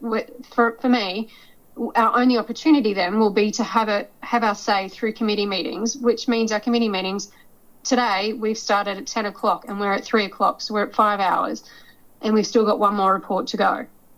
Like, our committee meetings will be out of control if we don't have any other opportunity to sit down and meet and discuss anything. You've got a point in there, that the CEO, one of the options to consider is the CEO chairs discussions outside of formal council meetings. That's an option to consider. I don't think it's a very good use of the CEO's time to come in and actually chair our meeting and that sort of thing. I used to chair these meetings when I was deputy mayor. They used to give me the opportunity to put forward what to put on the briefings, what to take off the briefings, change the time limits and stuff like that. And another point on here is ask all councillors to attend, send briefing, workshop agendas, reading papers, background, all of that. If we don't attend, it's up to us. And it's what happened last term when we were having these meetings. And then the questions that we raised to actually clarify points, gain feedback in those meetings, were then asked within committee meetings from those that didn't attend. So it's kind of like a moot point. We either kind of need to all attend and be on the same page or not attend. I, for one, I've said, I like these. We're able to provide feedback. We're able to inform us more. And it's whilst it's a closed meeting, every company has closed meetings where public is not allowed to. Every board has closed meetings that the public aren't allowed to, yet they come out, such as the RBA, and they come out and tell us that our interest rates are on hold or on the up and stuff like that. So I don't see an issue with having meetings to clarify, ask questions, be able to provide feedback to officers so they can go away, do further work on what they're going to present in a report. If they haven't written the report already, that is. If they have written the report, then send it straight through to committee. But if they're looking forward to putting a report up, come and gain feedback from the councillors before they even put it up, rather than getting into committee and going, oh, you know what, which is what we're about to do this one probably, you know what, it's probably not quite right, you need to go away and do further work, because then it's going to take another 3 months and we're still going to be going around in circles within ourselves about what we're actually doing with these meetings. Councillor Wilcox, thank you for your comment, and just bear with me here. I think we're all in the sentiment that the information provided to us as a council is needed. It's just making sure that we have the terms of reference for that particular meeting established and correct and not contradictory to each other. So I think that that's where we're going with regards to that. So Robert has indicated that we actually defer this report to a future governance meeting, and that's the motion that will be on the board, and I'll read that out to you so that you can hear it. That the matter be deferred to a future governance committee meeting for a future consideration. So our council is happy with that? Mr. Mayor. Can we put a timeline? Can we make it next month so that we get this clarified, just so we're not dragging it out? Thank you, Councillor Wilcox. Just bear with me. Mr. Mayor just wants to have a word. So this report is a great example of why decision making and doing workshopping and development of policy in committee is pretty slow, and it's very inefficient, which is also a local government principle that we run the city efficiently and we do this job well. The community expects that you will have meetings and you will be across more detail than they are because they elect you to represent them in this place. They expect that. They don't expect to be there and sit with you through every single briefing and update that you get. And in the absence of workshops, you will get one-on-one briefings that won't be streamed, they won't be recorded, they won't be minuted, they will be completely secret other than the fact that they're in your diary. It's the only transparency they'll get. So, whereas a meeting that is minuted with everybody in the room has much higher levels of transparency than a one-on-one with 13 different councillors where you may get slightly different versions of information. So it's not even transparent between each other, let alone between you and the community. I don't think it's good to push this back to a future city governance committee. I think we defer it to ordinary council because the changes that Robert is talking about aren't that major and can be circulated to councillors for consideration. If we have to wait another 6 weeks for this to come back, that's 12 weeks that representatives of the community are not getting briefed or workshopped on anything that is happening in this organisation. So strategy will happen. It will happen in places like ELT, it will happen in the Mayor's office, it will happen anywhere except where it's meant to, which is with the representatives of the community, with councillors. The community wants you to be engaged. They want you to be included. They want you to be workshopped. They want you to be briefed.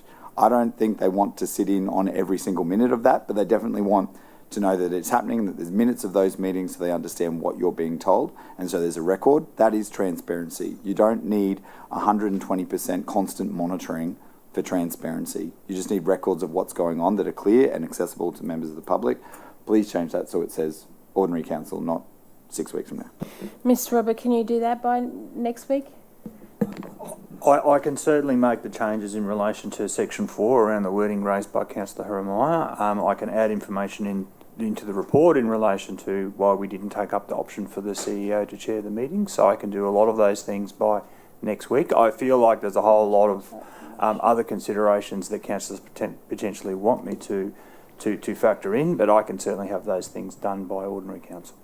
Thank you, Robert. And Councillor Jeremiah, you'd be amenable to Robert reaching out to you as well? And Councillor Wilcox, you'll be fine with that if Robert wanted to talk to you? Yeah, I would really support it. Literally, in the last 2 minutes, I've had 2 members of the public text and email me saying how good the points that we've just raised regarding this, only to defer the report. So I would be really welcome to getting this up to ordinary council next week. So the new motion on the board is that the matter be deferred to the ordinary council meeting to be held on the 17th of July 2024 for further consideration. Councillor Bradley? Thank you. My hand went up before when the Mayor stated about one-on-one meetings. Director Strachan, is it correct we are supposed to have records of those one-on-one meetings? Is that correct? Minuted? I don't believe that's the case, Councillor Bradley. I might have to take that on notice, but I don't believe that's the case. Maybe the city solicitor could answer that question, but I know my meetings are always minuted. Thank you, Councillor Bradley. Beck, you wanted to just jump into this. Sorry, Mr. Mayor, can you wait? Thank you. Sorry, just through the chair, and it may help Robert to know that there is actually a workshop slot next to Tuesday morning, which is the day before ordinary council. I just wanted to put that in front of people. Thank you. Mr. Mayor? We can use that. We can run an SLT workshop there. So there is a charter. Councillor Bradley raised that her meetings are minuted. That's fantastic. Are they published on a website somewhere?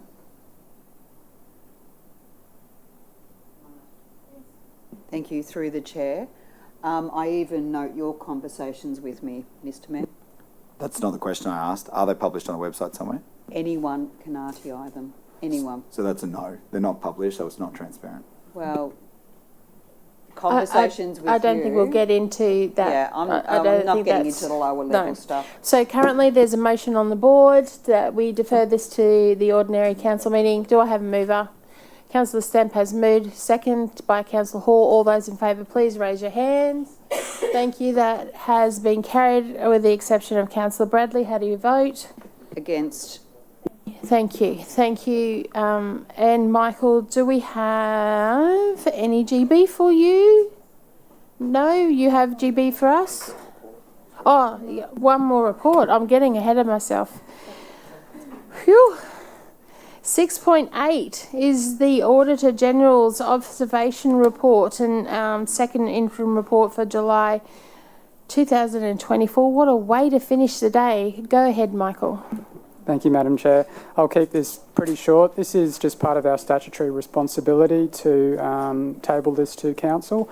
This is the second interim report from the QAO. There will be a further report for the end of financial year over the coming couple of months, and that'll be presented to the ARC on the 30th of September. This does highlight some areas of deficiency, but in attachment 2 you'll also note that there is a response to some of those areas as well in terms of the actions. Thank you, Madam Chair. Thank you, Michael. Any questions, councillors? No, there being none. There is a motion up on the board. Do I have a mover for that motion? Mr. Mayor has moved it. Councillor Bradley has second. All those in favour, please raise your hands. Excellent. Michael, do you have any general business for us at all? No, I don't, Madam Chair. Does anybody have any general business for Michael today? Thank you. Excellent. That concludes today's agenda. Is there any general business for the Director at all? Mr. Mayor.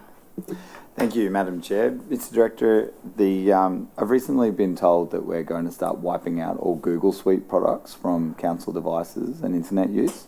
Can we get a report back to committee about what the grounds for that are and what we can do to still have the functionality that Google provides the entire world and maybe Logan City Council can still enjoy?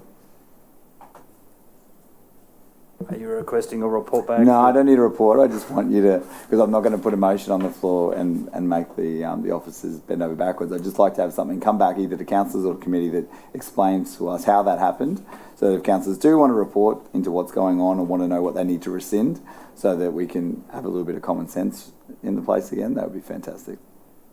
I can address it briefly now. Oh, that'd be excellent. I can. So I also have Council's IT manager in the room too, Rick Alsop, who through the chair could potentially join the conversation. Absolutely. Rick, are you going to step up, please? It's a fairly simple answer, Mayor Raven, in that Council has some over 2,000 applications.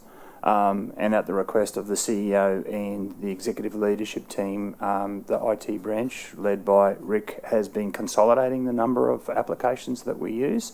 The benefit of consolidation are twofold. One, it's less of an administrative impost on the organisation to have multiple disparate applications that do essentially the same thing. There's a requirement on us to basically annually check all those applications to ensure that they are compliant with considerations such as cyber security. Having more applications provides us with a much larger footprint from a cyber risk perspective. The other thing is that we have applications such as the Microsoft Suite, which provide essentially the same functionality as those Google applications. So the organisations made the decision to run with the Microsoft products and start to phase out the use of the Google applications over time. Now, obviously, those Google applications are being used, so it's a kind of a staged approach in relation to moving out of those Google applications, such as Google Keep, across to the equivalent Microsoft application, which is OneNote. Now, that is a change for people within the organisation, I understand that, but there are some significant benefits, as I've stated, in relation to consolidating those applications across the organisation. So essentially, Rick, every year you do an assessment of any application, web or otherwise, that's accessed by a device in council. Through the chair. So there was a recent cloud application audit that was held earlier in this year. So we have not been doing that. One of the management obligations that was requested of us by the auditors that we complied with, that we would start doing that. Okay. In order to do that, it would require a team of 5 people full time. And so we've been trying to look at taking a risk-based approach to managing those. And so essentially, as they get used and accessed through the system, something gets flagged, and then you go back and review them as you've got resources to allow to do so, and eliminate the highest risk ones first. Yeah, that's correct. That's been the approach we've been taking. And so Google sits on the list of high risk. Google does not sit on the list of high risk. So what we've done, each application used at council gets a score out of 10 for its security. So we've blocked all applications that get a score of 3 or less. And then part of the broader suite of products is looking at those that are in use. So council doesn't have a license to use any Google products. So people who are using Google are using it with their personal logins and not a council login. So it's an area that is a risk to council. I'm not sure if you've seen recently that Ticketek was recently hacked. So we did a search across council and discovered 145 staff had Ticketek logins with their email account. So we had to take remedial action against those. They needed to reset their password, and then we went back to all managers and asked who needs to use this application for corporate use, and received that only one branch did that. So we then were able to remove those. So it's just part of that process of looking at managing the overall council tools that we need to be using to run the organisation.